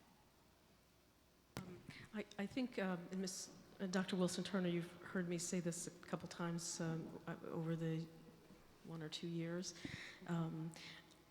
Where I would love to see us go eventually is the time that we have during breaks, whether it's Christmas break, whether it's the Easter break, those long weeks. That's where I really would love to see a lot more enrichment happen. But I also understand that teachers, staff, everyone needs a break. So, you know, I understand it, but I certainly would love for us to begin to also approach that, because I know sometimes kids are sitting at home, you know, sometimes unsupervised. You know, so I just would like to take advantage of that opportunity. And the last thing I wanted to just support the last question you asked before about the data perhaps being masked, because I think that also will help answer the question a little bit. So once we have some of that, that will support a decision too. So when I have Dr. Robin do the spring to fall NWA, you know, real whether there was a significant impact, he will include all students, and so that'll be a better bear out of whether or not we're having impact, and whether those students mask the Can we actually tell which ones would have been included only in the academic component? What he does is he can pull, typically when he does a comparison, he does like students. So students who would have been, I can direct him to do students who would have been in summer school based on our criteria versus those who were actually participating in our program. Ms. Lang. And I just want to go back to the metrics that were used in this program, iRead and also the Lexi. Are those new programs, fairly new? What metrics did you normally use for summer schools, and how do those necessarily compare to past data as far as progress and metrics? iRead has been used in summer school before. Lexia was used this year for 3 through 5. Prior to that, we've used pre and post tests to kind of look at the range between the growth that the students have had. Yes, and last year we had, it wasn't Lexia, it was, I can't remember. We had iRead last year, and we had another program through McGraw-Hill. I don't remember. I remember there was some sort of problem where they lost the Oh, data. yeah, there was all kinds of I problems. remember there Yeah, was we some sort lost of all the crisis data. grades 3 through 5 and the data That's got probably why I lost. don't remember the name. Yeah. So I'm going to try and synthesize what I heard, and people can nod or they can, glare at me if they think I got it wrong, and we'll do it again. But what I'm thinking I'm hearing is that the board would really like a balanced approach, that we believe in enrichment as a support for our students' life success, which includes their academic success, and that we do think as a school district, our primary objective is to educate our students, but we see education as being a very broad term, that it's not purely can you do your arithmetic, right? That there's a broad educational component to summer school. So that's I think, a fairly, I'm getting eye contact, everybody looks like they're not gonna kill me, so that suggests that I've got the basic philosophy right. I mean, that's our philosophy, is that education is a holistic, whole child approach, and finding a way to do that so that we meet every child where they need to be met, and not meet them with the wrong stuff, the stuff they don't need, would be what we would love to see part of. Thank you very much, summer school folks. We very much appreciate your being here tonight.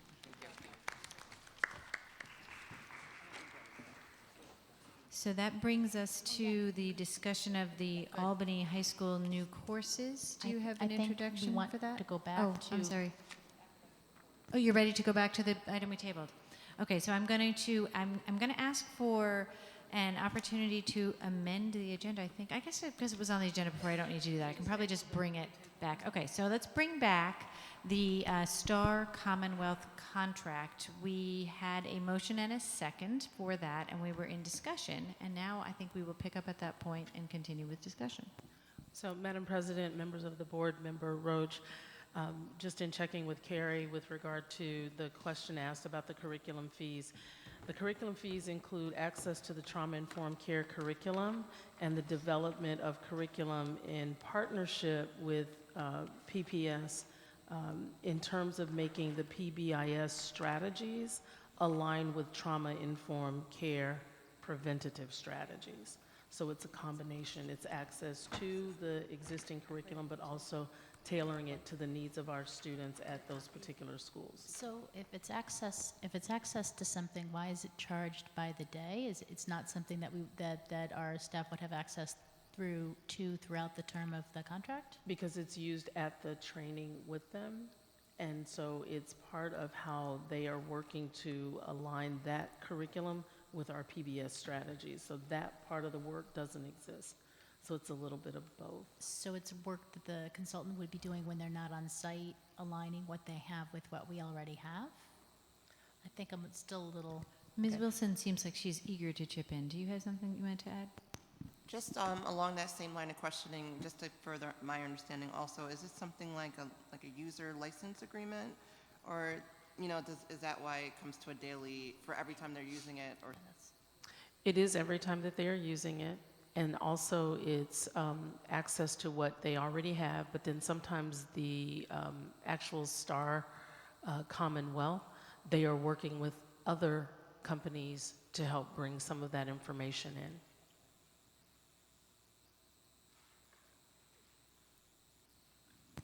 Any further discussion on this item? I do see your point, Ms. Roach, and I am curious about the way this is priced. It does seem like a different pricing model than we've seen before on other contracts.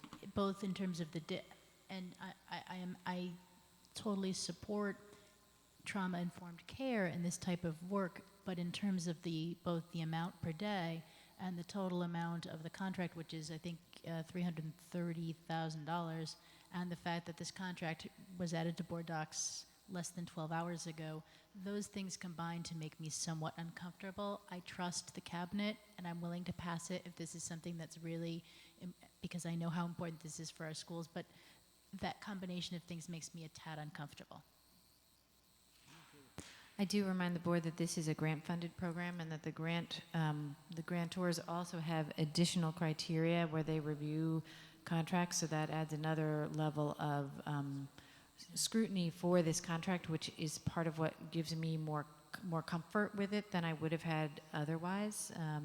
So this is supported through I'm just going to remind myself, I have to put my glasses on. It's written in very, very small print. Title IV Community Schools Grant and Community Schools Aid. So it is going through those procedures as well. So I think I'm going to call the question on this. So all in favor of the Star Commonwealth contract? That is unanimous. Thank you, everyone. Okay, now Albany High School, new classes. Good evening, Board of Education. I have invited Kate Wright, our fine arts supervisor, to be here with me tonight since she has a preponderance of courses on our new course proposal list.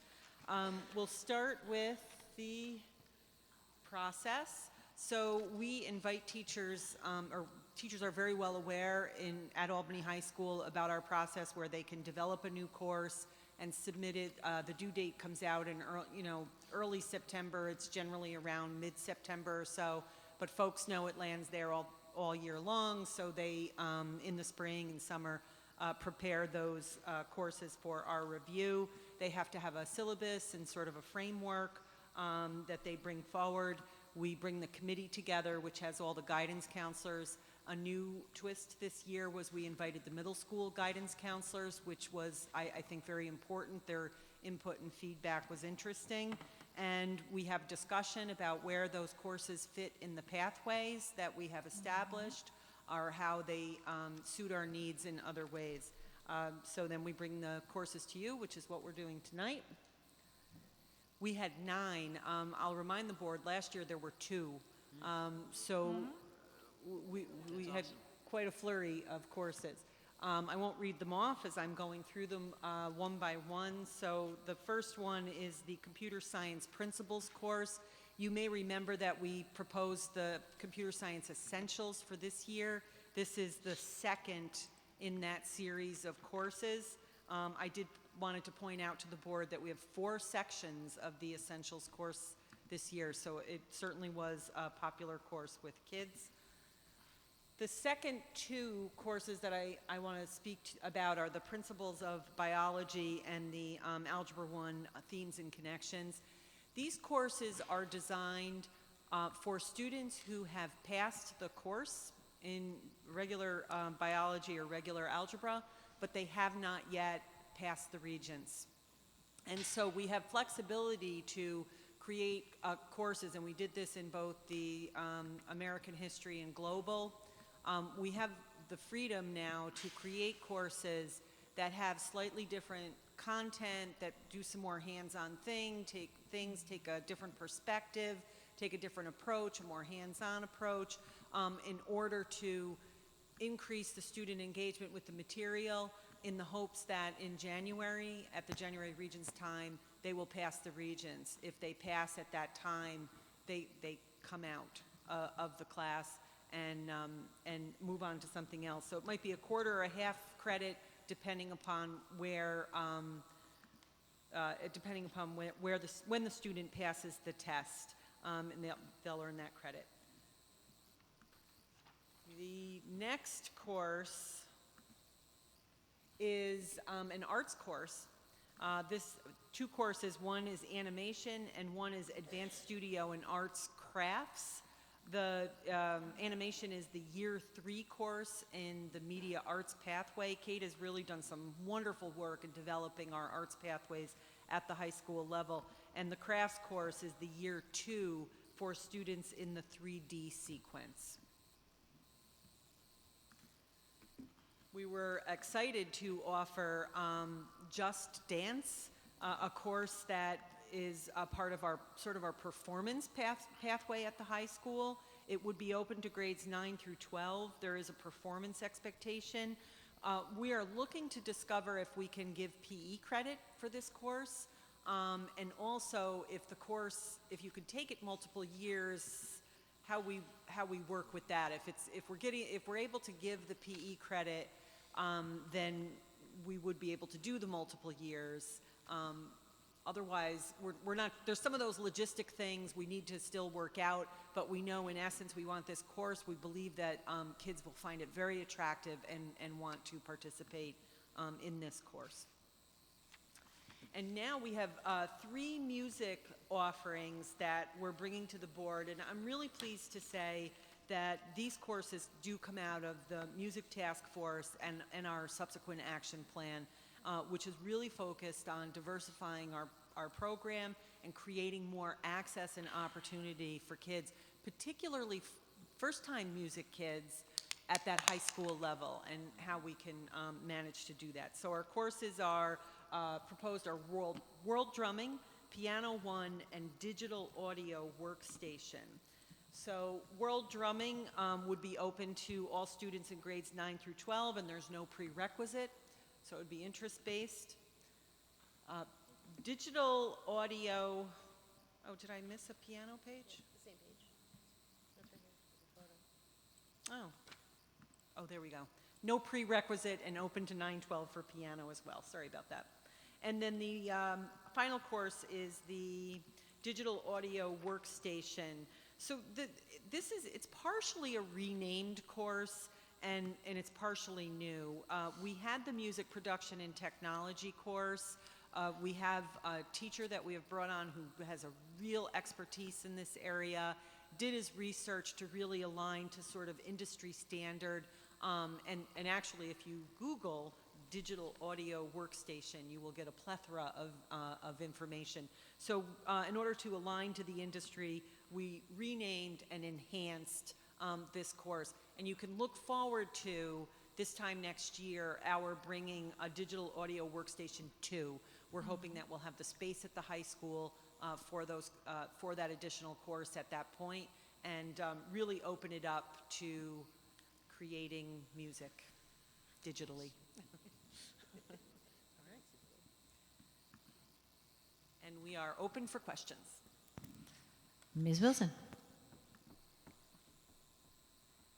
Thank you for this presentation. I enjoyed reading the materials. It was quite a treat, so thank you. And the first thing I want to indicate is that I was very excited about the piano, drumming, dance, for one, in fulfilling a performance requirement and the opportunity for people to supplement their learning with something at an entry level where they may not have had an opportunity to do that, so I wanted to commend you for that. And also I was curious about the biology supplement. What informed the need, like just a little more background, what informed the need and what is the potential for it to be successful, and are there implications for other classes to be that way too? We began this process of developing courses like this, I want to say maybe 3 years ago. Okay. Because what we did is if a student failed the global exam or the U.S. history exam, for example, then we placed him in an AIS class, and historically attendance is just horrendous. We can't give credit for like a strict just AIS class. So, and there has been recent sort of a little bit of relaxing from state ed, that if you are taking a course and you are imbuing it with new content from a different perspective, that you can indeed award some credit. So credit is, it's a motivator for kids. So that was part of it. And then really just trying to engage the interest of kids in a different way so that we can help them to success. And you have all seen as our region scores, maybe not time one, but by the time we're getting there, I mean, our graduation rate speaks to it, that, the biology exam and the algebra exam are 2 of the gateway exams for diploma. And so to offer more access and opportunity to master that material and show that proficiency and mastery through the Regents exam is a good thing for all kids. Ms. Smith. So I'm just jumping for joy. I was so excited to read this. And oddly enough, you might not think I would say this, but the Algebra 1 piece was really important because I had a 7th grade teacher who saved my life with the things that she brought in for me to kind of be able to understand algebra and the formulas and all of that. So, and then, of course, all the performance, the music stuff, I think is just fantastic. And particularly because we also know that a number of kids don't have or did not have that exposure earlier on. And the opportunity for them to still have that those experiences and to have credit, is just great. So thank you for this work. Ms. Lang? So I have two questions. The algebra course, would that supplement summer school, needing of students hopefully not having to attend summer school to pass those tests? Not all kids will come to summer school if they fail the exam in June. So we, of course, want them to come. That is our first intervention to get them to pass. But if they don't, then we have this additional course that we can place them in order to, yes, keep them in line and on path for graduation. And my second is there's so many courses here and there's such great ones, especially the music ones where like if they have missed that opportunity in elementary or middle school for whatever elementary they went to or what was going on, how are the students finding out? I know that it would be in the course guidelines on guidance, but is there kind of something that's going to list, these are new and exciting to make sure that our current student body and our future student body know that these courses aren't going to be talked about by their old cohort who they listen to, the friends, to advocate for these programs? Well, it's funny that you asked that because that's kind of the work of the building curriculum team leadership team at the high school right now. We typically run the curriculum fair, and we want to have it to become more engaging beyond just 8th grade students in the existing body. So they're brainstorming right now different ways of getting the message across, whether it's PowerPoints or doing video presentations of what different departments offer our kids. We talked about maybe the high school teachers visiting middle school or having a success story of a student about to graduate and go into a particular field, and this is what I had to do to get to that level. So we're in that process right now, but our number one sales force is our teachers writing the classes. I have a quick question about, you alluded to the middle school guidance and their participation and the interest of that, so I'd like to hear a little bit more about that, and in particular, it's a little bit off topic, but I'm curious to know whether the subject of entry point for instrumental music at the middle school level was part of that discussion, because it's something I also think, while entry at the high school level is fabulous, we also don't have a really easy on-ramp for kids at the middle level. So I'm curious to know whether that was part of that conversation. Baby steps. No. I'm sorry. Anyway, I think for the middle school counselors to actually hear about the level of our access and opportunity that we're supporting at the high school and that the counselors at the high school are actively supporting was not that they're closing any doors. I don't want to imply that, but I think it was a really interesting experience for them to see the discussion that we had and to hear about that initiative around access and opportunity. And I think for the middle school programming and middle school scheduling is really quite different than high school scheduling. There begins to be far more choice at the high school level. Our middle school schedule is very prescribed by New York State, and the flexibility to access some different things is just a little more challenging. Kate actually has some great ideas, but we're trying to see where we can get in without we have to meet the standard, why am I losing my train of thought? The Part 100 standards for middle school. So I don't know. I don't think I have an answer for you. That's fine. I just wanted to know if it had been part of the conversation. And it is no. baby steps, and we do really commend you for the Music Equity Task Force, and to see that starting to come to life in a very real way is wonderful. Yeah.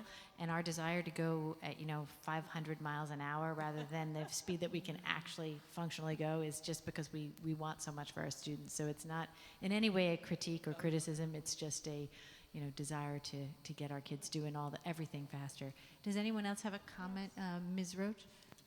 Yes, I just wanted to commend you on these courses. It's nice to see the emphasis on art and music as well. I am also very excited about that computer science principles class for what it's going to mean for our children.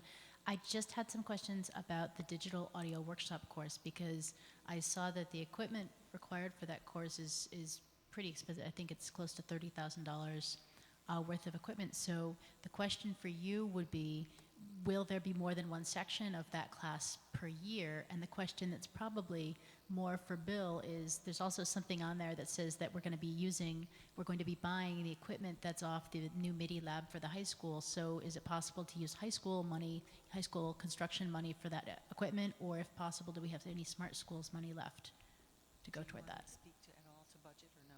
But the question about more than one section is for you guys. How many sections? We have two.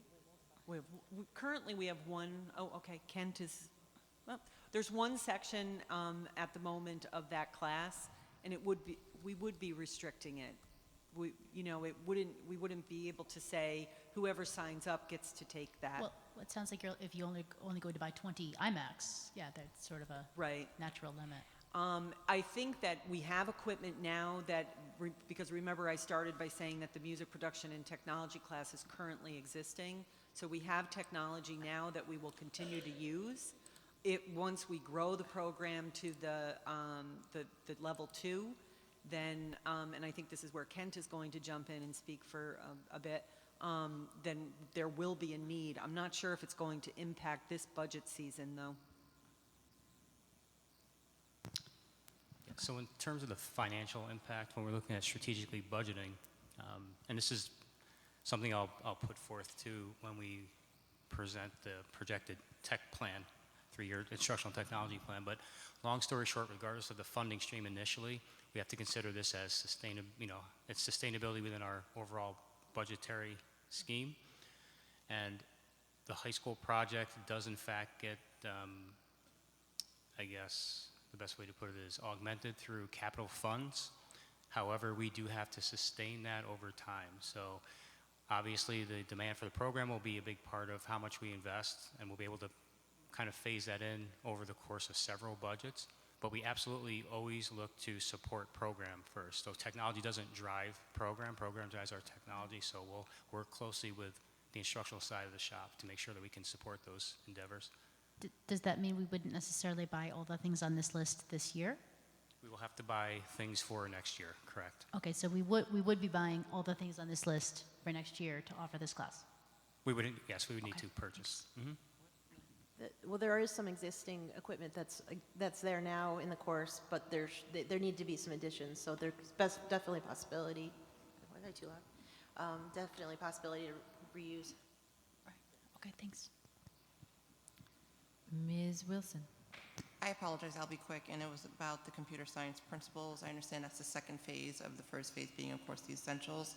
And I liked Anne's term about on-ramping from middle school, because I'm always thinking like a prerequisite fashion. So is there also a trajectory from middle school to those particular courses also? Part of the work in research behind doing like the World Drumming course and Piano 1, our general music classes have units in piano now.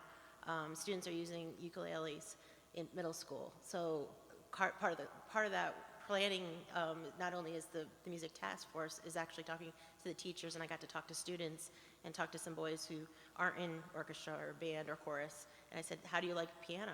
And if there was a course offered at the high school, when you go next year, the year after, would you be interested in taking a piano class? And both boys said yes. Were you speaking about the arts, or were you talking about the computer principles? Well, I know we have a STEM initiative, for example, Flying Classroom and such, so I'm anticipating that course factors in, but I was wondering about the computer science essentials. Is there like a set of courses or trajectory for students to ease and on-ramp, so to speak, into those also? It was just in middle school is always, I think about, they touch things, in the tech class, they touch the computers, they touch the digital things, they, and they get that little bit of experience that might spark what they want to do once they get to the high school level. Ladies and gentlemen of the board, we have gone on for close to 20 minutes on something we'd hoped to do in 10 minutes. Is there anything else that's really pressing that you really want to ask, or shall we move on? Okay, so let's move on. Thank you very much. It's nice to see you, Ms. Wright. Thank you for coming. Our next topic is the academic report. Superintendent Adams, did you wish to set this up for us? Oh, still over here.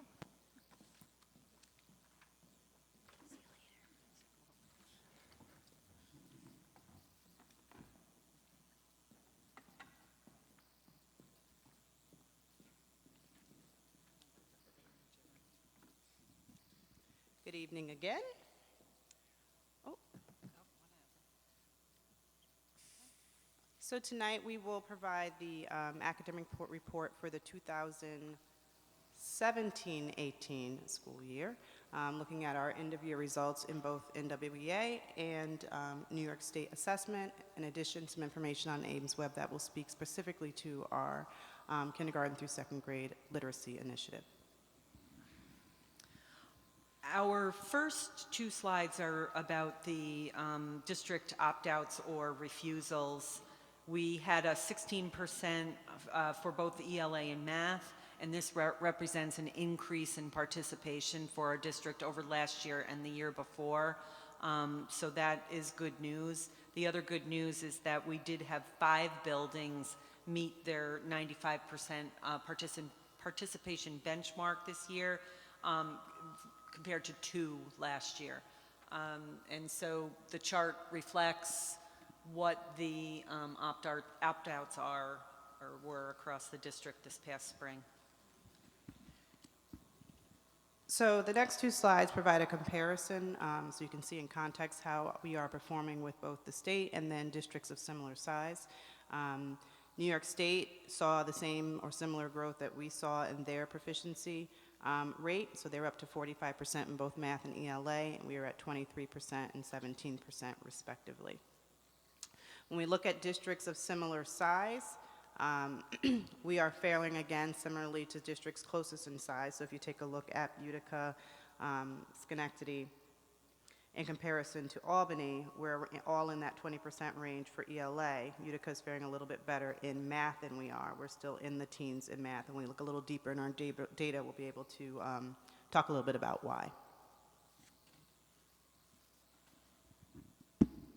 Our overall ELA district results reflect a couple of things that I would like to point out. Number one, the level 1s have had really a significant and consistent decline over this 3-year period. So that's a hopeful thing. We've spoken about the level 1s, which do not count for anything in the accountability system.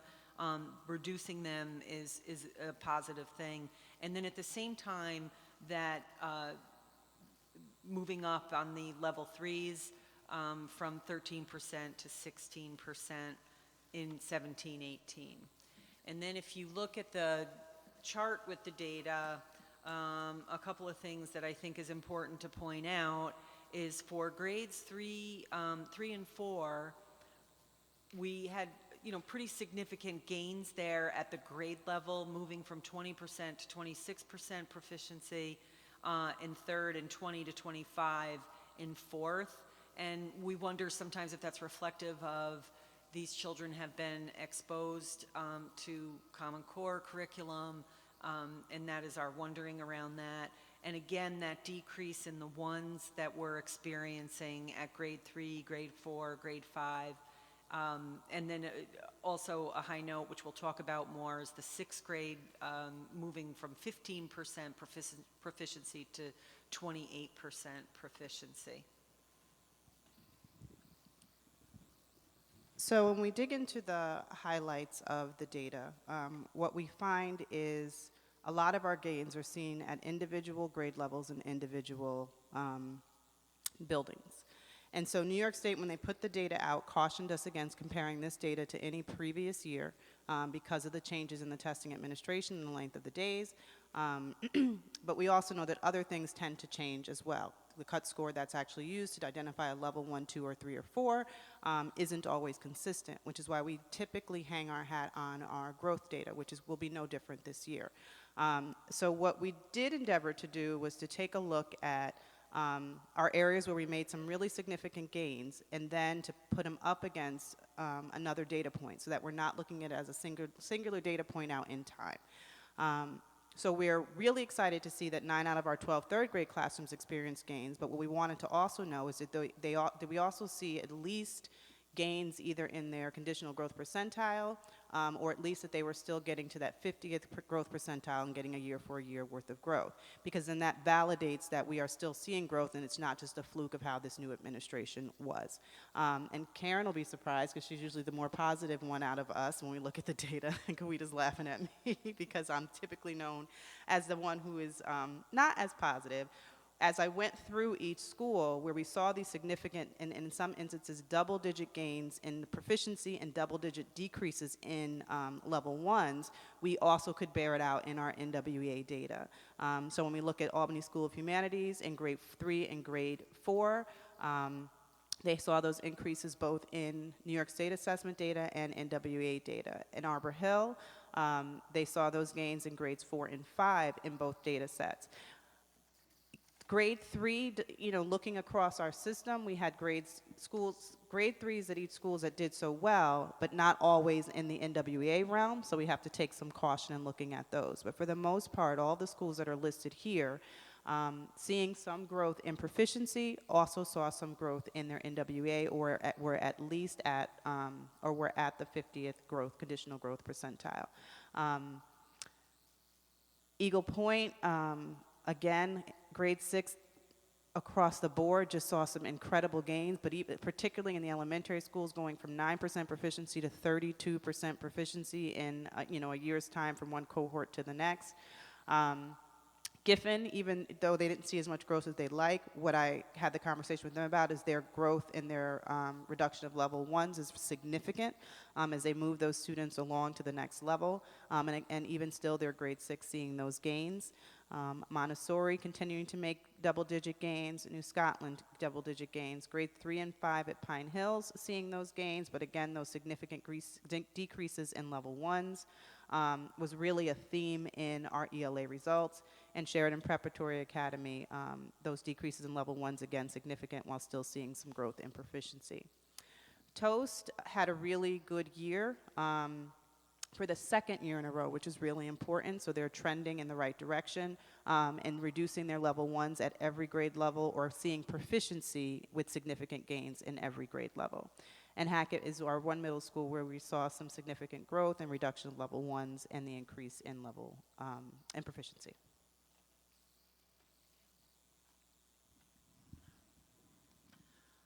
Our math overall district results over 3 years doesn't show quite as a dramatic change, but again, the level ones have stayed pretty much consistent. Level twos have decreased, and they are actually reflected in the level threes going up, so that we did have that slight increase in proficiency. And then that's also reflected in the grade level data, where we have grade 3, 4, 5, 6, and 7 all experiencing a decrease in level twos, and then that slight increase in the level ones, or I'm sorry, the level threes. The level ones have been more or less consistent. If you were looking at a trend line, you might see just a little bit of variability. And we did have at grade 3 that 25% proficiency. Grade 4, the 20% proficiency, which was over 14% last year, and then 17% at grade 5, which again shows that slight increase. So the increases were slight, but every grade level except 7th grade did experience gains in math. And again, very similarly, with our highlights, I failed to mention Montessori exceeded statewide proficiency in both ELA and math at each grade level. New Scotland exceeded proficiency in ELA, and Eagle Point 3rd grade exceeded statewide proficiency in grade 3 in both ELA and math. So they all exceeded that 45% proficiency. When we look at the math, our highlights are not as extensive as our highlights in ELA. As Karen mentioned, we're not seeing as much significant decrease in those level ones, which is telling for us as well. But we are still beginning to see some of those individual gains occurring in individual buildings. at individual grade levels. And so, again, Albany School of Humanities, grade 4 and grade 6, saw some gains that were borne out not just in the New York State assessment data, but also in the NWA data. Arbor Hill, and when we get to their NWA data, will bear out that they're continuing to get that year-for-year worth of growth, as is their mission. But in particular, in grade 5, they're seeing that increase. Delaware saw it in grade 4, and Delaware has had a math particular focus, so they're counting on seeing a continued growth in that area. Again, grade 3 and grade 6 at Montessori, at Eagle Point. Grade 3, 4, and 5 seeing significant either decrease in their level 1s or increase in their proficiency. Schuyler Achievement Academy, grade 4. Grade 4 is kind of our theme in this one, whereas grade 3 was our theme in ELA. And then Toast, again, for the second year in the row, grades 3, 4, 5, and 6, all increased proficiency, particularly seeing some double-digit gains in each of those grade levels. However, not necessarily always seeing the reduction in level 1s at grade 3 and 4, so something to watch for, even though they are seeing them in grade 5 and 6. So now we'll switch to our NWEA data. Just a reminder of when we look at NWEA against New York State, that NWEA is normed on the 50th percentile, but New York State does not norm at the, even though that's a definition of a norm, they do not norm at the 50th percentile, they norm around the 70th percentile. It's why sometimes when we look at our data here in New York State as compared to pretty much every other state in the union which does norm at the 50th percentile, we hold a higher standard. So that's something to know, and we are aligned to those those college and career success criteria. So I just wanted to make sure that everyone was aware of that, and that's it on that. So we spend, as Cecily said, we spend a lot of time talking about our growth data because it sometimes tells us more than what we would just simply see from a scale score. But we do give you the scale percentile scores, and that's a measure against all the grade level students in the country who take the test. So it's, you know, I don't know how many, it's like millions of children that take this test. The conditional growth percentile, however, is it's a measure to calculate growth based on like students who take the MAP-R and MAP-M tests, and 50th percentile equates to approximately a year's worth of growth for a year's worth of instruction. Now here in the City School District of Albany, we need to exceed that because we are gap closing and not just maintaining. But a 50th percentile of growth is at least sort of an average that we want to meet every year and exceed when we can. Am I doing the next one? Oh. Okay. So our reading data, it's interesting because for the New York State tests, it seemed like we'd done a little bit better, but then when we looked at the NWEA data, it didn't always match until we kind of tried to do that deeper dive.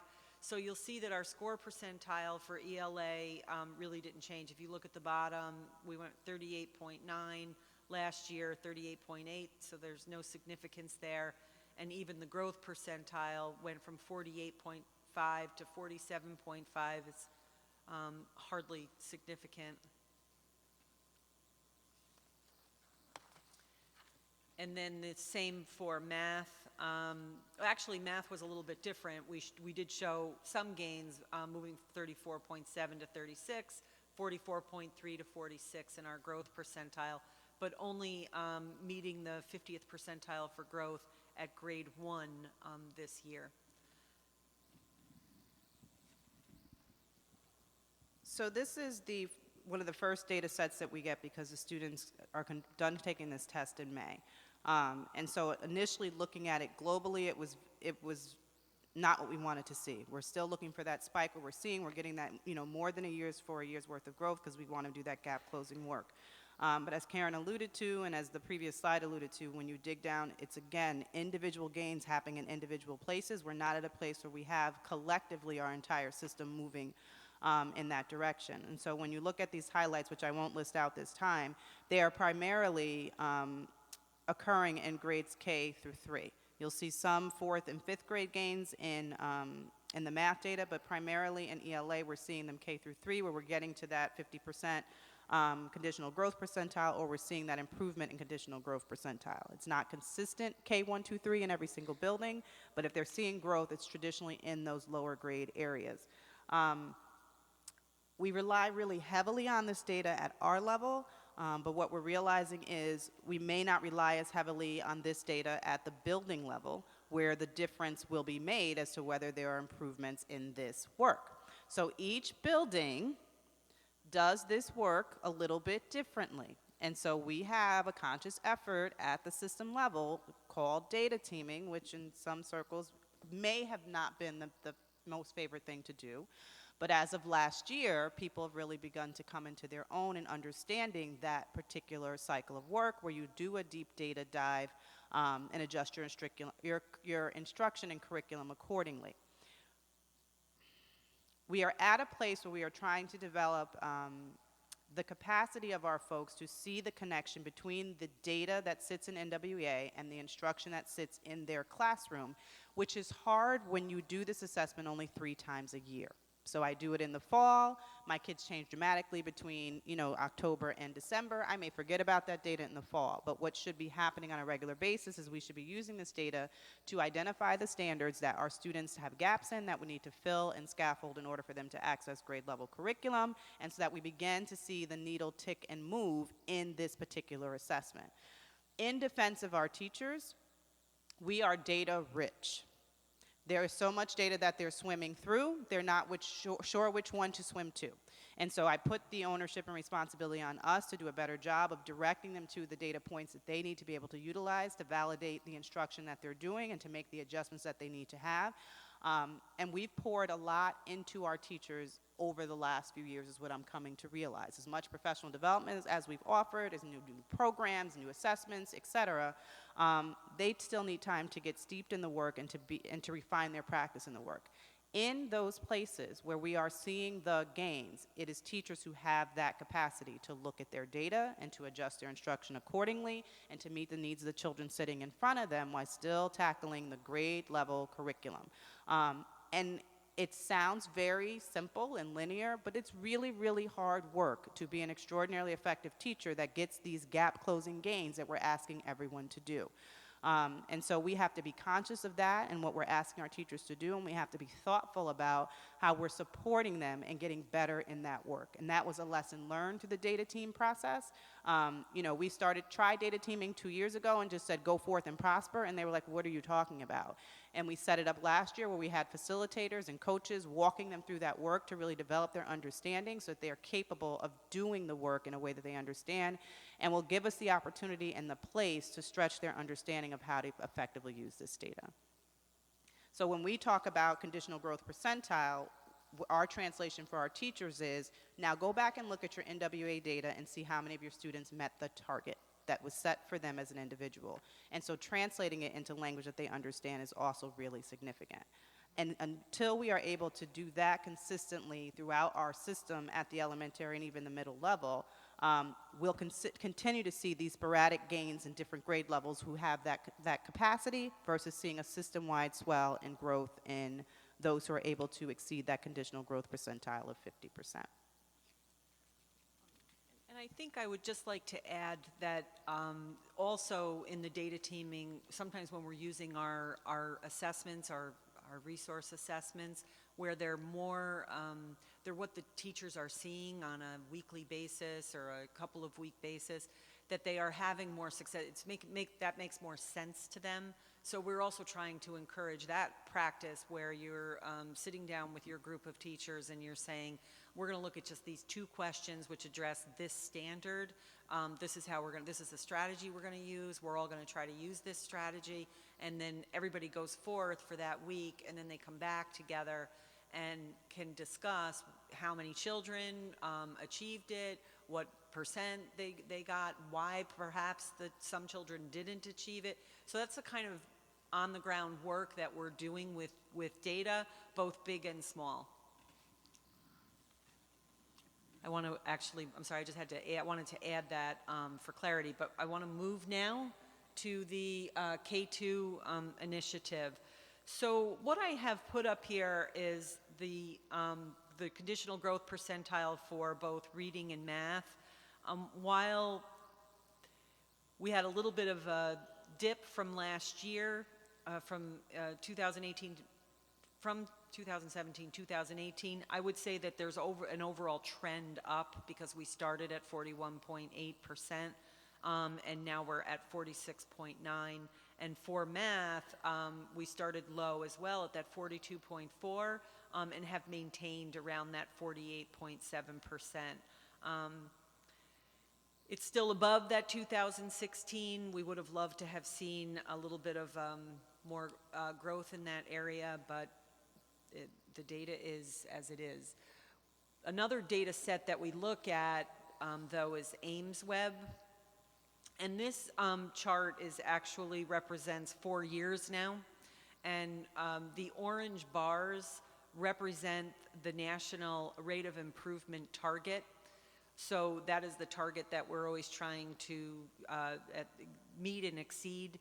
You'll notice at kindergarten, back in 14-15, that's the very dark blue line, it was very low. Kindergarten, out of any of these grades, shows sort of a steady improvement over the 4 years. And so that this year, our 2017-18 is the green triangle, that we have exceeded the other years that we've worked on and are very, very close to meeting the national rate of improvement target. Grade 1, for whatever reason, we have always exceeded, but the green target, we're like third. We have another year that, for some reason, it seems to have been a strength, and we haven't yet exceeded that point. And that goes the same for grade 2. We are only just at about where we were at 15, I think 15-16 in that year. But maintaining the rate of improvement. So we look at this data too to try to assess how we're doing with our K2 initiative, and I wanted to make sure that we provided that to you. And that concludes our data presentation, and we are ready to take questions. Thank you very much for the excellent and very deep presentation. Who would like to go first? Ms. Wilson.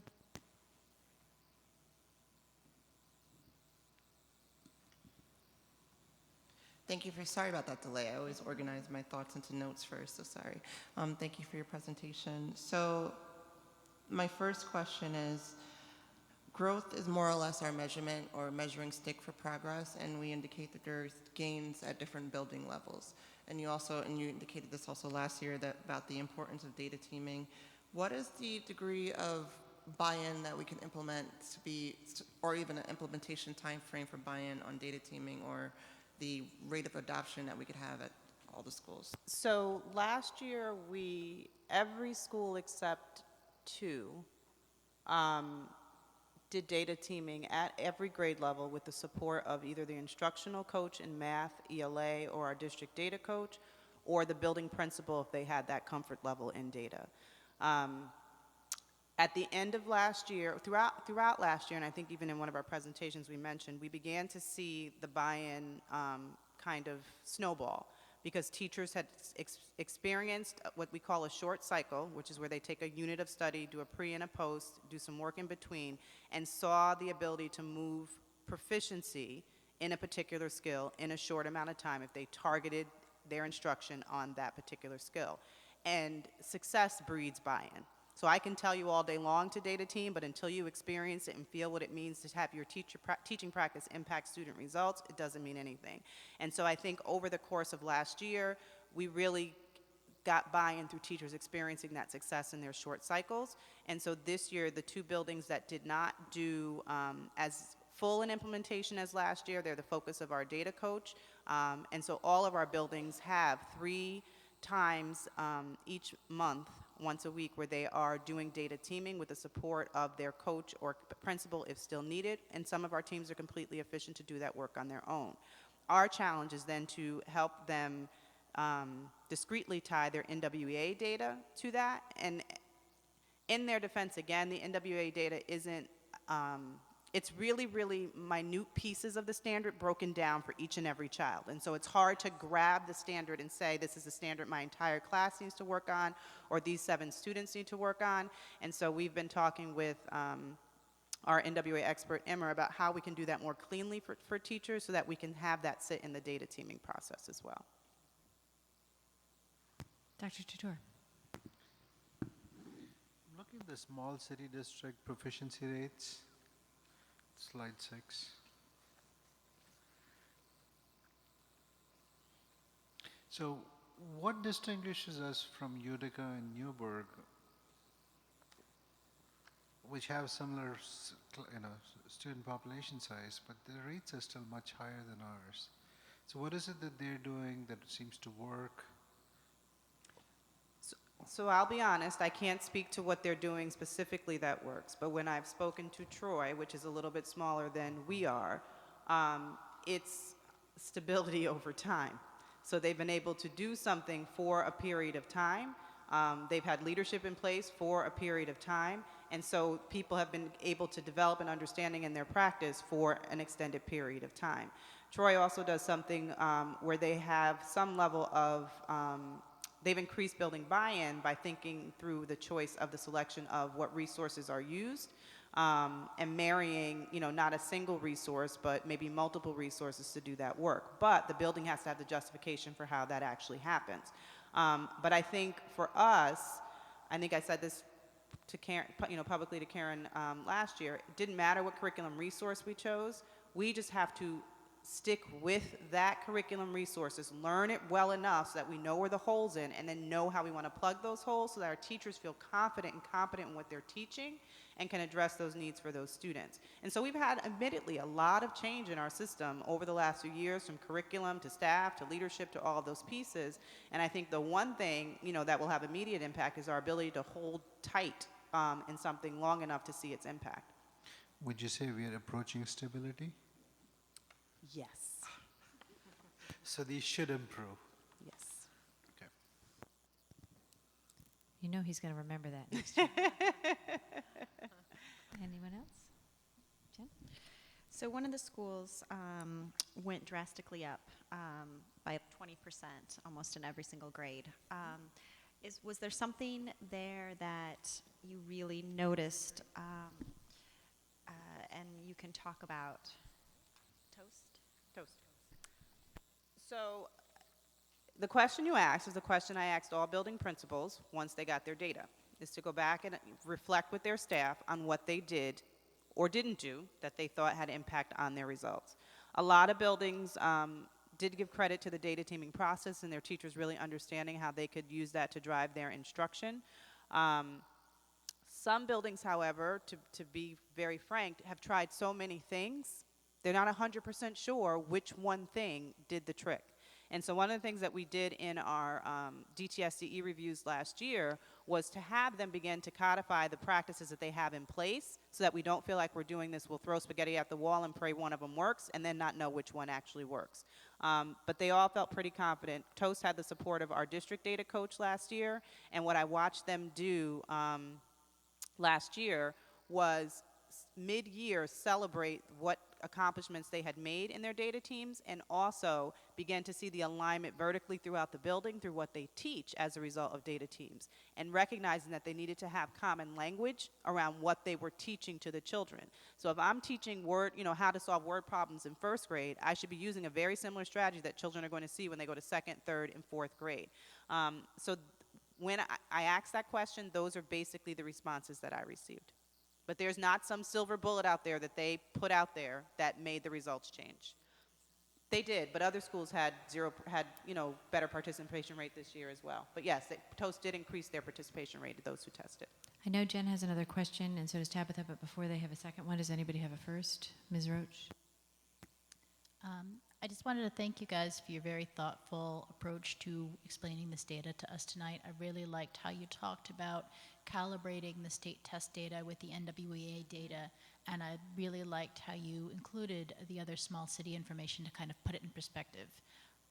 When I had been reading the larger report, I was reading the possible, what's the word for it? The highlights and the possible analysis of what the state test scores could mean and what they could be attributed to. And I was thinking, well, you're talking about what you're doing with ELA, but your scores, when you look at them in conjunction with what the state's done and across the state, and you look in conjunction with NWEA, we really have had sort of no real move to the needle in ELA in general, with some pockets of exception. So I'm glad that you guys are looking at it as a broader picture so that we know where we're having success and where we aren't. I'm glad that the data teaming's really taking hold. Ms. Wilson? Thank you again. And you also addressed the question I had about the connection between the data on the scores and the instruction in the classroom, so thank you. I wanted to ask more of a growth and development question, because I think you indicated that their K through 3 was consistent or showed gains. And I'm wondering, to what degree could this be related to, like, for example, in 3rd grade in particular for boys, but 4th grade in general for students, that they sort of start checking out of school, so to speak, and things. And I know we have a lot of interventions like PBIS, AVID, and RTI and such, but is there any correlations made about that also? I mean, what I will say is in the transition, and Karen, you can correct me if I'm wrong, between Common Core, adopting that, and then actually getting a curriculum resource, some of what we lost for our students were those foundational skills that come with a scope and sequence. And so these are students who are still coming out of that, so we're still filling those gaps for those students, so they're going to find it a little bit harder to perform. However, that doesn't bear true when you look at our 6th grade results. So we did something really, really well there that allowed those students to perform really well. And so looking at a case-by-case basis, we're not, again, systematic about our success in grades 4 and 5 and how we're filling those gaps, whereas we are clearly doing something systematically right at the 6th grade level to get the types of gains that we're getting. Ms. Lang, you had another question? You had said that the capacity for the data you were kind of working on that. I was wondering, what exactly were you looking at so that you could build capacity, or what were some of the barriers, such as time, class size, class management, demographics? What is it where, when you alluded to capacity, and you said it, I just... No. Actually, it's a good question to ask, because what should be really clear is until last year, there was some question as to when data teaming actually occurred. And we did a lot of work with the teachers union to establish that we would have 3 concrete times each month where the principal directed that time and it could be used for the purpose of data teaming. And that at the elementary, it's 3 times a month. We are at a distinct disadvantage where at middle school and high school that work can occur every single day.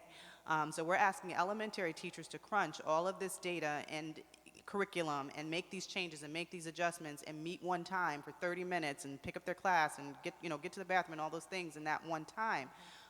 So we recognize that we're asking them to do a tremendous amount of work in a very small amount of time. And so taking that step back that we took last year to really support them through and facilitate them through the model to build their capacity to understand how you go through a data cycle is where we saw the most success. And we said to ourselves, which is really hard, in our baby step, if they understand the process, then we were successful last year. And I can with confidence say, because they saw success in their short cycles, they understand the process. Now our challenge for this year is you have to understand that the value of data teaming is not in the data points. The data points start you in the right direction. The value of data teaming is a conversation you have once you know what your data says. And it's your ability to make sound and reasonable instructional decisions that will change that needle. So am I picking an instructional strategy because I'm comfortable with it and it's what I've always done? Or am I picking that instructional strategy because it's proven to have the impact I needed to have to move that needle? So it's a lot of capacity building in a very small amount of time for them to begin to understand not only the process itself, but now to dig deeper into the content of the conversations that should be happening in that meeting. Teachers at first were very caught up in the idea that I've got to have my data and I've got to have the numbers and all they care about is the numbers, and they were losing that part about that conversation.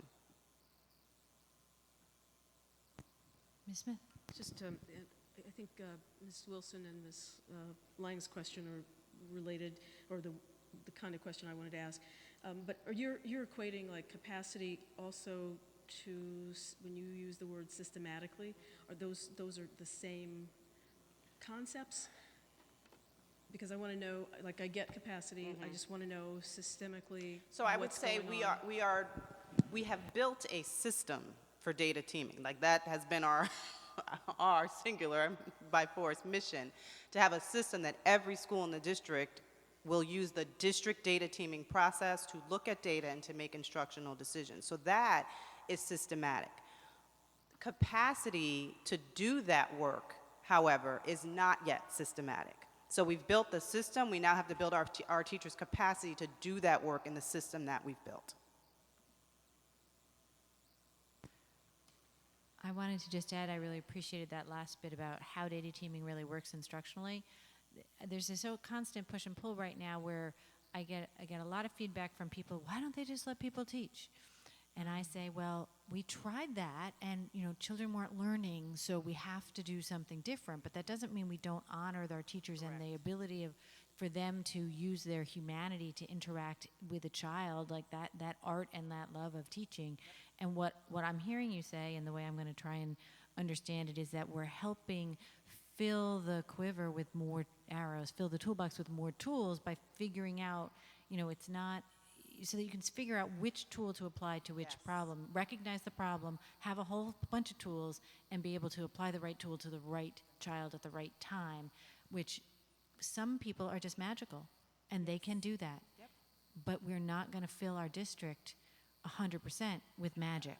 That, unfortunately, we don't have enough magic teachers, so that's very helpful for me. And that's the work that allows us to answer the question, why did it go up 20%?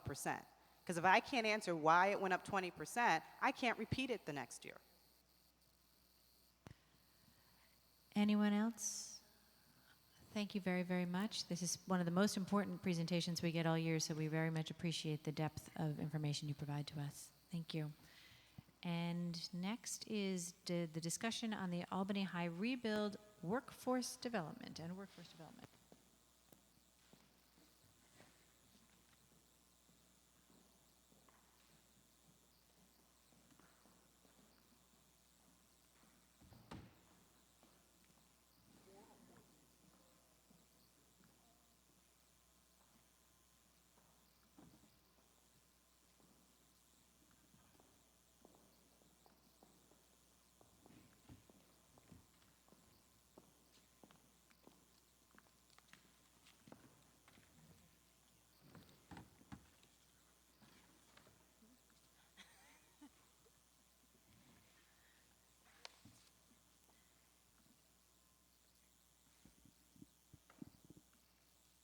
Good evening.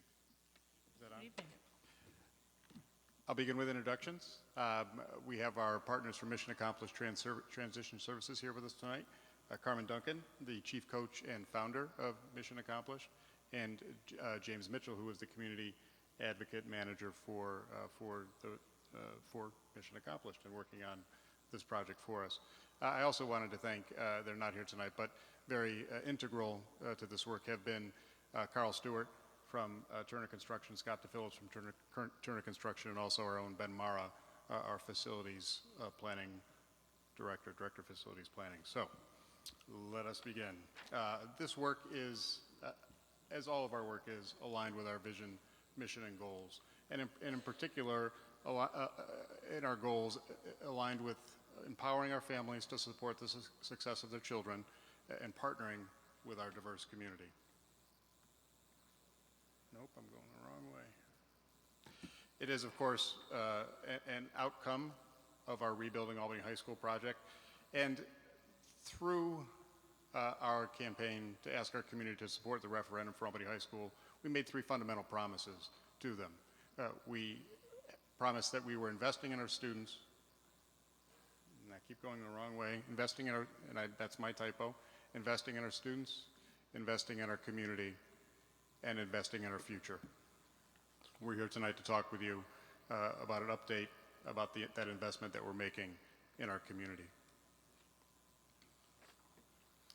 An important element of the Albany High School project, as you know, was investing in this community outreach and advocacy, particularly to empower our minority and women-owned businesses and our residents of color in taking advantage of opportunities in the construction industry.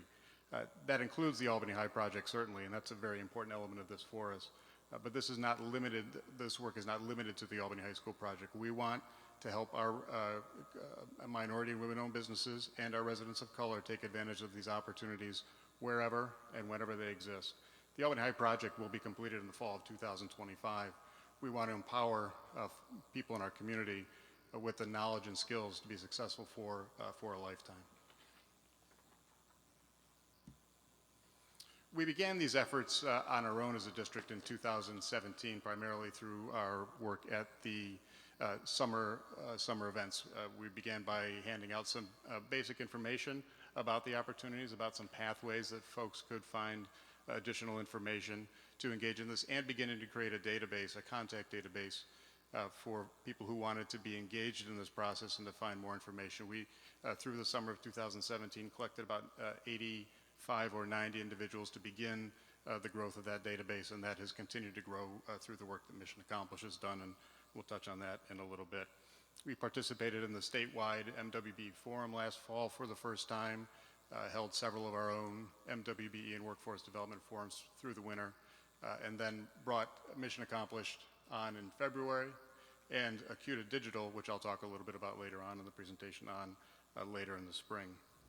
As we started to ramp up that work, we had two free OSHA 10-hour training sessions in the spring. We continued to bring this information with us to our community events this summer, and organized in partnership with the local District Council 9, at the Finishing Trades Institute in Manans, a job fair in July, which was fairly well attended.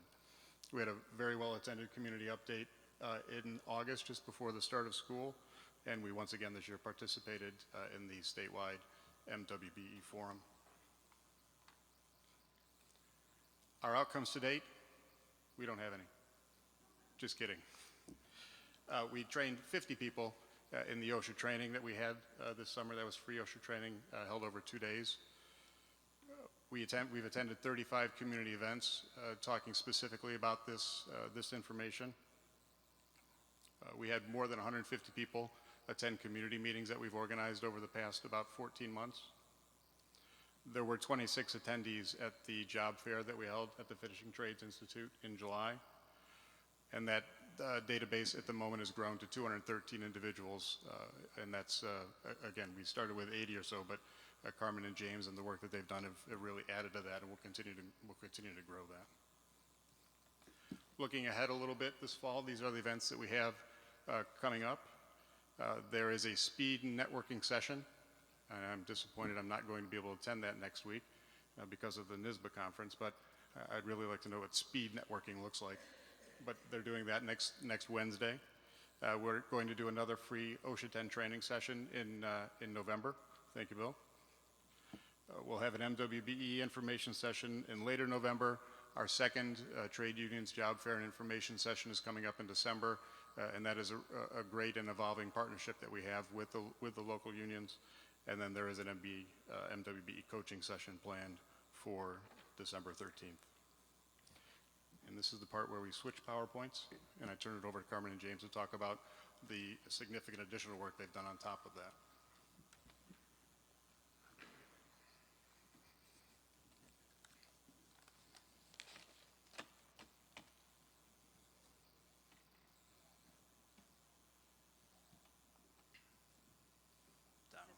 Oh, you might be up. Well, try it. I was down. You good? Excuse me. I'm so sorry. Don't touch any of these buttons. Excuse me. These buttons have functions, and they will cause you haywire. Your concern is this thing right here. See how it scrolls down? Yes. And this is to go back up. I got it. Thank you very much. You're very welcome. Did you hear that? Yes. Okay. How's everyone doing this evening? So yes, we at Mission Accomplished have been engaging on this project since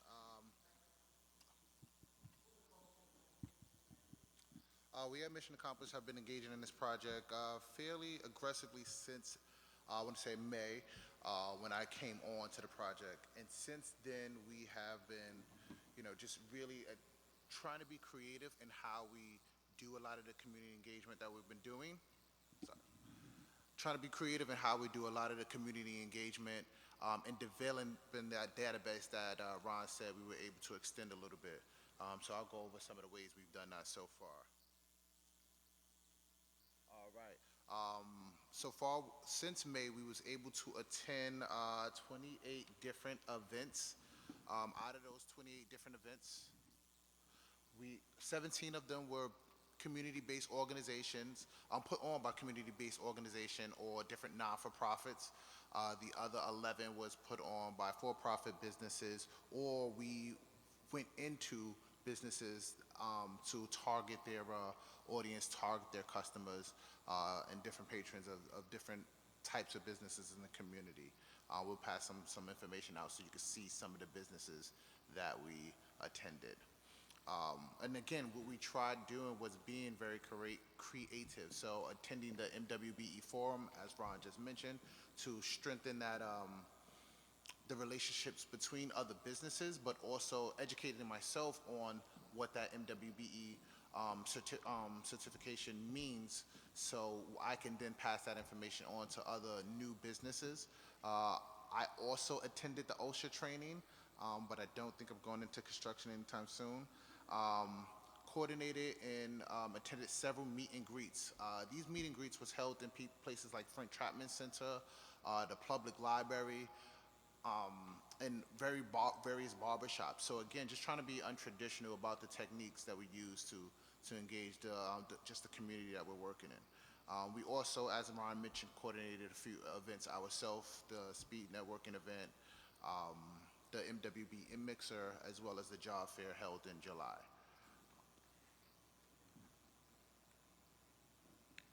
Out of these businesses that we attended, we were able to establish relationships with various businesses in different areas. So as you see here on the PowerPoint, was able to establish relationship with 10 community-based organizations, 5 of them being just your day in, day out businesses, for-profit businesses, as well as up to 8 city officials and government representatives, and was able to really draw out 13 construction industry businesses. A lot of those were the unions that we are working with on this project, but a lot of them were also just smaller construction companies that in the near future will be subcontractors on this project.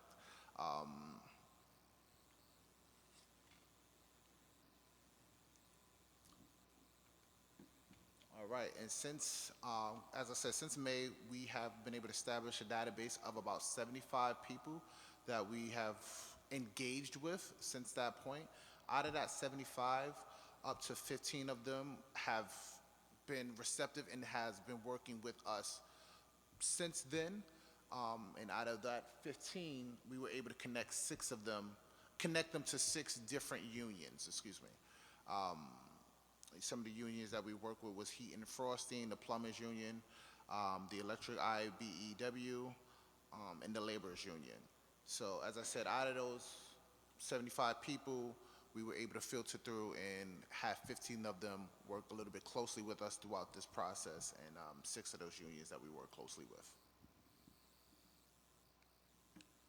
So obviously, as I said, I started in my position as the community advocate manager in May.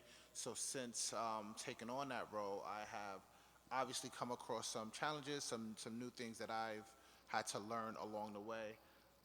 And some of those things were understanding my new role. I'm very much engaged with the community. I'm in the community a lot. So understanding how to make sure I manage myself as well as my role in the community that I work with. Connecting the community to the unions. So obviously when you're working with, as I try to explain to people, trying to get a job as an apprentice or in the construction field, specifically with unions, is not as traditional as apply, get an interview and you walk into a job. It's a little bit more steps that are involved, and that a lot of my role has been educating the community on what those steps are and really how to stay engaged so they can be a part of those steps and, obviously have the end goal of attaching onto a union. Another challenge that I had was understanding the key roles in this position.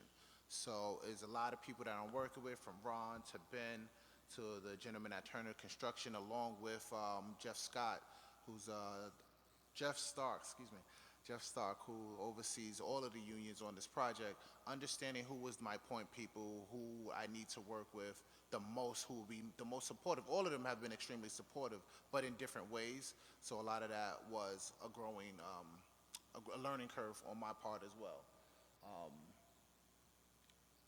And another challenge that we've had is projection of the jobs that are coming, as well as when and where the different craftsmen and women were going to be needed on this job.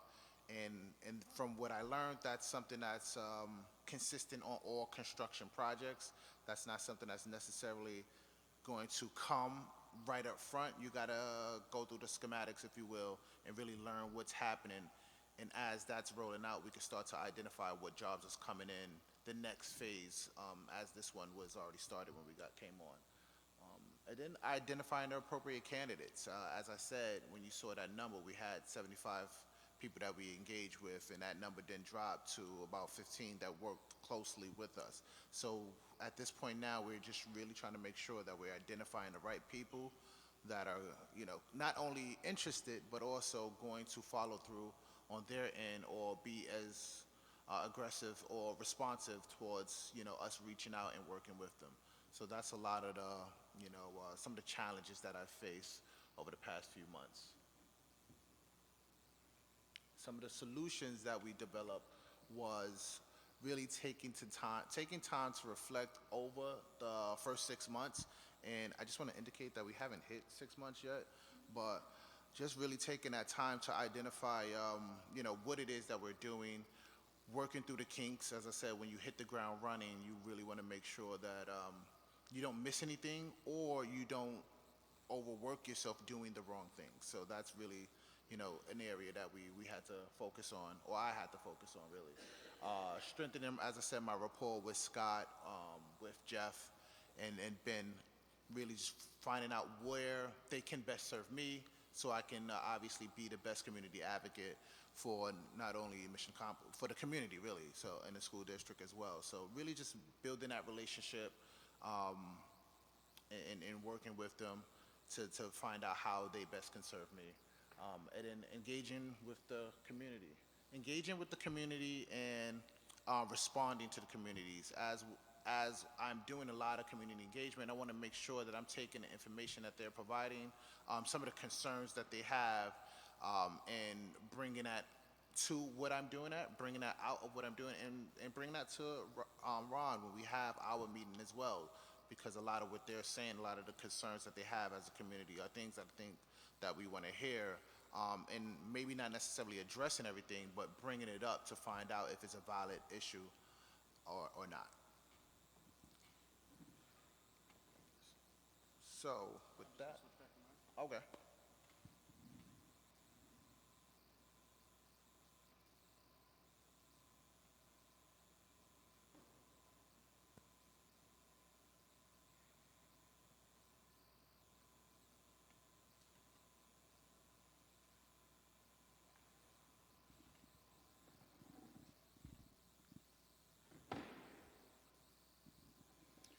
And just to wrap up, I want to touch briefly on the work that Acuta Digital is doing for us to develop the web-based database. That is an important part of this work as well. Acuta came on with us in the spring, as I mentioned earlier, and they visited Albany to meet with us a couple of times. We conducted a survey in the spring and summer, and they are engaged now in working on developing the website that will be the front end of the database.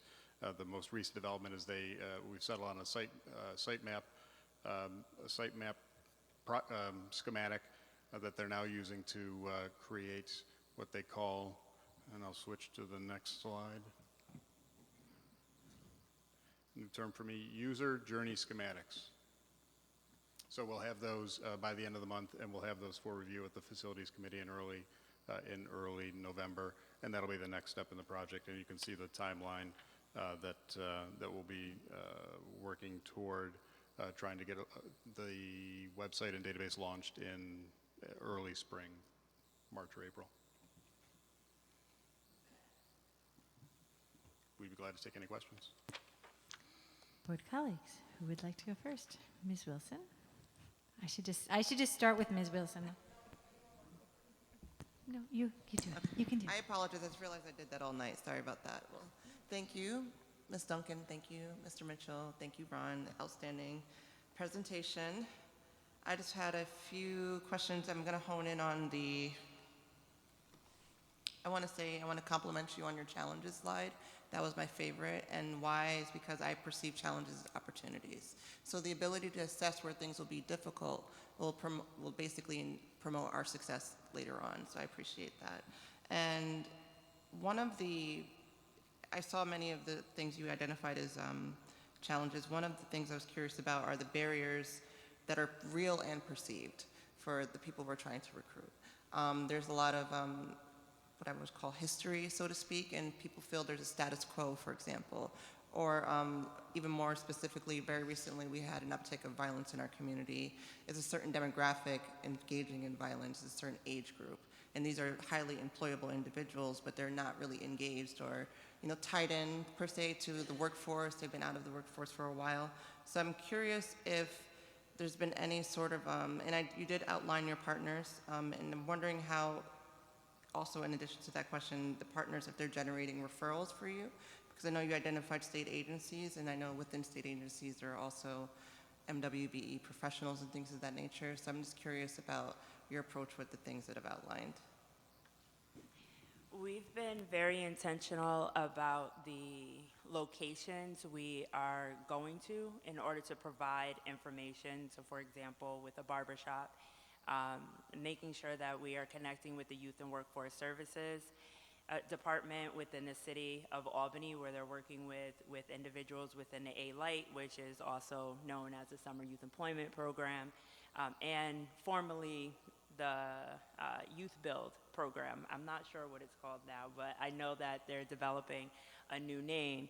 And although they are a part of a captive audience because they are participating in that program, we do know that a lot of the individuals that are participating in those programs are not typically individuals who are engaged.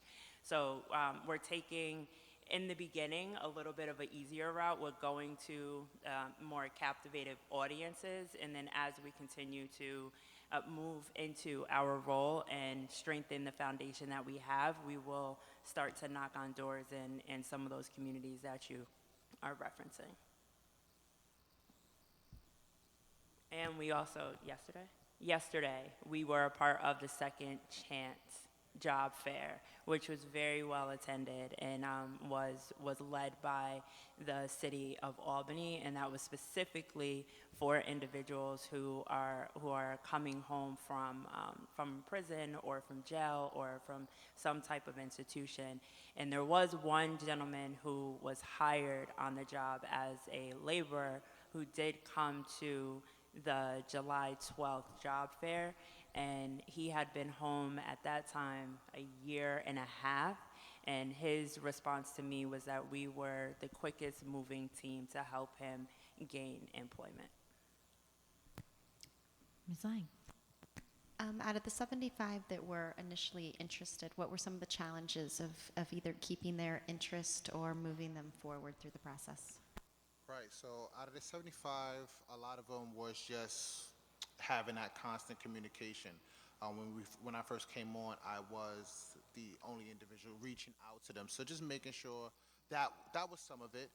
Then a lot of it was a matter of the process not moving as quickly as possible. We were fortunate in the gentleman that did attract the job, but a lot of people were in situations where they needed to go directly into employment right away and didn't have the skills or background to necessarily go into it. And a lot of it is also still in the process of working itself out. As she just said, attending a job fair yesterday, I was able to reestablish some relationships with some of the individuals that, that I'm thinking of and seeing that number. So it is still a working process as we speak. So Did I understand you correctly to say that the challenge is that the path to employment is longer than people really have? They need a job right away, and that time to check whatever boxes they need to check is too long. Was that what I heard you say? In some cases, yes. In some cases, okay, that's helpful to understand. We're always looking to see what, if anything, we can do to make the path smoother. And so that's, I think, what we're looking for from you is whatever the barriers are, how can we help make them lower? And is there any suggestions you have about how we can do that? Right, so one of the things that I mentioned up there was having a better understanding of what jobs were available. One of the barriers or challenges that I said was individuals needing to go directly into work. Some of the individuals that I worked with, following up, had already gotten jobs elsewhere, right? So now they no longer have the need to engage with me. If I have a job, per se, that I know that is on the site, someone calls me up, we need 3 or 4 guys, and if I have a pool of people who's ready to go, then I can reach out to them. At that point, are they working? That's all faith, but that'll definitely help on my end. Ms. Alexander-Mann.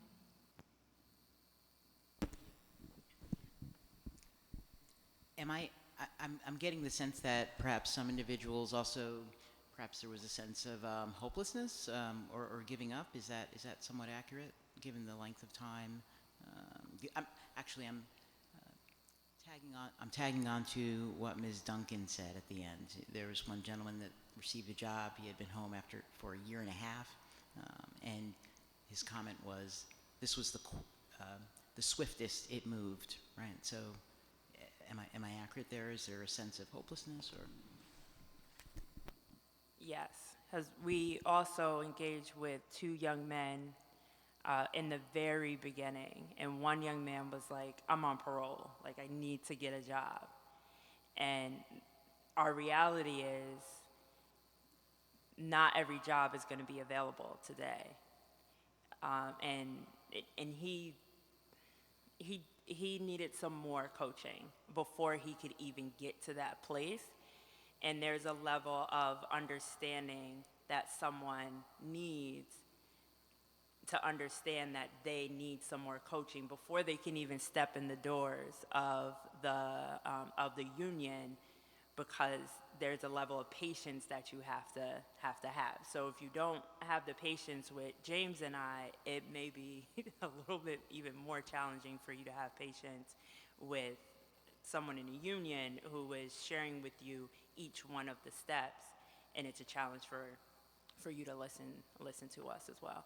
So, going back to what Tabitha asked about just the amount of loss that we experienced this summer and some of the outcry behind that, and as it cycles through every couple of years when we have that experience, one of the first responses is that people do not have employment and that people need support with understanding that process.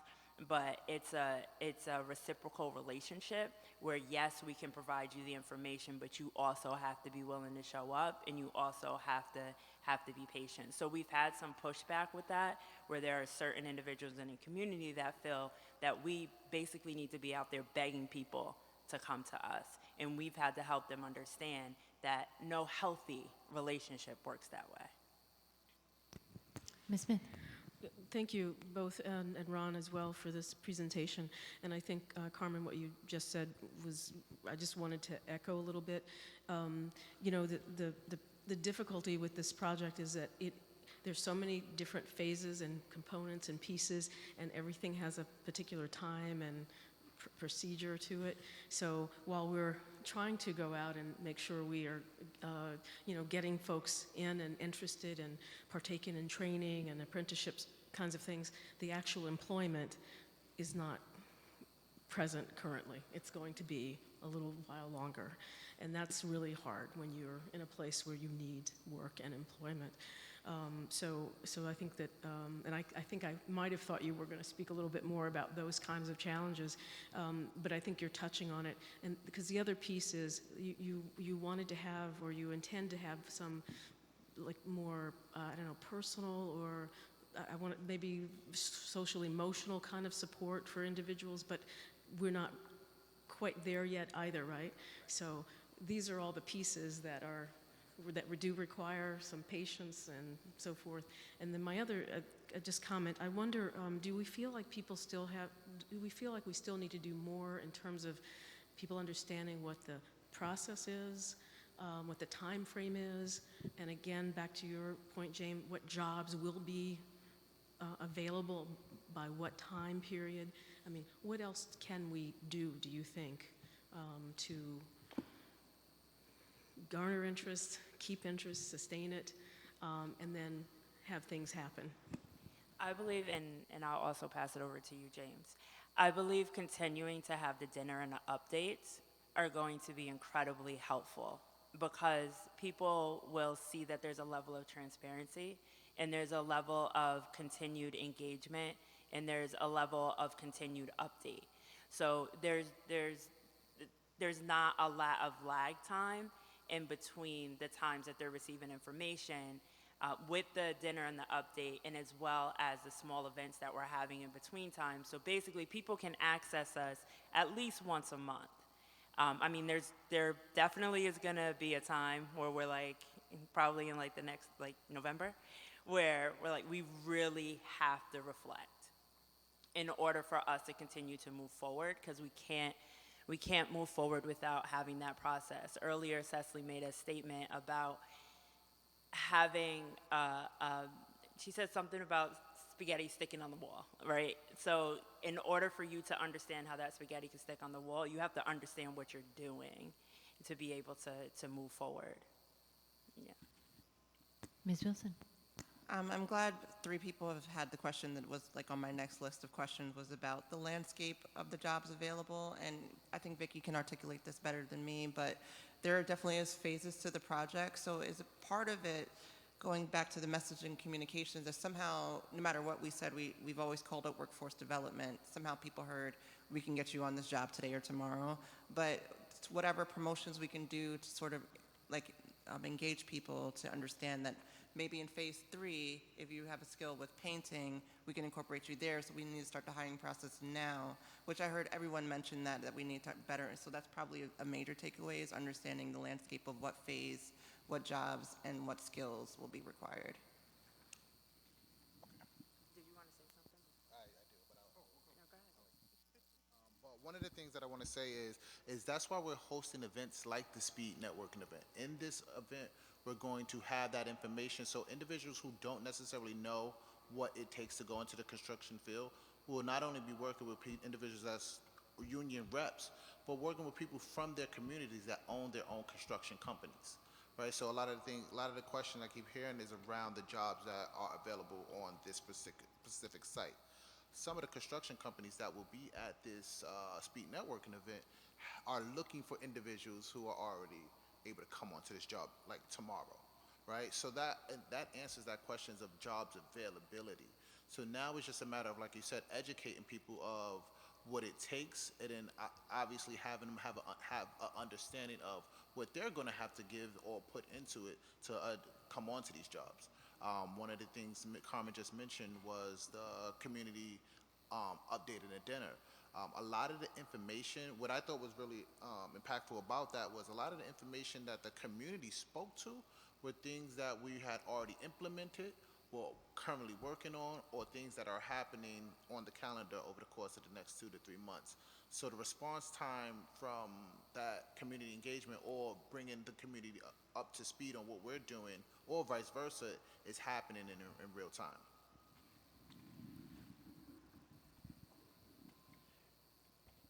You know, and in terms of the jobs as well, we're beginning this work at the time when there are relatively few jobs available on the Albany High project, because they're digging a hole essentially. Now, next week they'll start putting the steel up. So there's, you know, as phase 1 starts to progress, and in the spring as phase 2 starts to come online, we'll have both going on simultaneously. There will be a lot more employment opportunities available there, and obviously then it becomes even more important to be identifying specifically what jobs are going to be available at what time in the project. Transportation is another issue that I think that we've talked about, that we've encountered with folks. Albany High is easily accessible, and it is a fantastic time for construction in this community, in this region. However, you have to be able to get to the job, and that's an obstacle that we found that a lot of folks in our community have. If it's not immediately on the bus line, like the Albany High job, like the E-Tech job at UAlbany, it's difficult to get to. So that's going to be an obstacle that we're going to have to try and find ways to assist our community members in solving. The lack of a high school diploma or equivalency is a basic requirement for getting into the union, and that is an issue that we're going to have to find a way to address for and help a lot of our community members find a way to solve. We've just started this year at the Tony Clements Center offering task training 2 nights a week. So that's a resource in our community that we need to be more effective in connecting our residents with, in addition to the other task training resources that are out there. So there are those basic elements. The OSHA training also is another important element that they need to have before they can get into apprenticeship programs with the unions. So those are all resources that we have in our community, that exist in our community, but are sort of dispersed throughout our community, and we need to continue to do a good job, making a better job, making our residents, particularly folks looking for individual work. We're sort of not speaking to the MWBEs for most of this conversation, making them aware of and helping them take advantage of, so they have those basic elements in place, so that when those jobs become available, when the unions are looking for electricians and plumbers and laborers and all of those things, that they're ready to go. And we need to help more of our residents be ready to go. And that's what, I don't feel like we're throwing spaghetti at the wall. I feel like we're trying a lot of different ways and a lot of different avenues to try and get information to a lot of people. And there's no 1 or 2 ways that we're going to accomplish this. We're going to have to be active in many different ways in our community to try and get all of that information, try and address a lot of these historical problems that exist. And I think it's where the conversation began. There's mistrust that we have to get over as well. People just don't believe that this is going to happen. And we have to get some success stories, and we have to continue to work very hard to help our community understand that, yes, this can happen, and we're here to help you do it. Ms. Smith? Oops. Ron, thank you for that, because I think that really does give a big picture. I think the thing I was going to say, it's not as simple as saying, here's the job available, come get it. And that's what your last statement was really about, that there are so many kinds of needs and supports. And I hope that we can do that. I mean, it's just a bigger task than just saying, here's a job. This is my point. Yeah. Thank you. Thank you both. Anyone else have a comment or question? No? Thank you very, very much. It's helpful to get a little insight into the work that you're doing, and we really appreciate it, because we really do believe that this could be a transformational project for this city, and somehow breaking through that trust, that understandable, logical lack of trust, is somehow we need to do that. Otherwise, we're never going to be able to get it done for the people who live in the city, which is what we're trying to do. So thank you so much.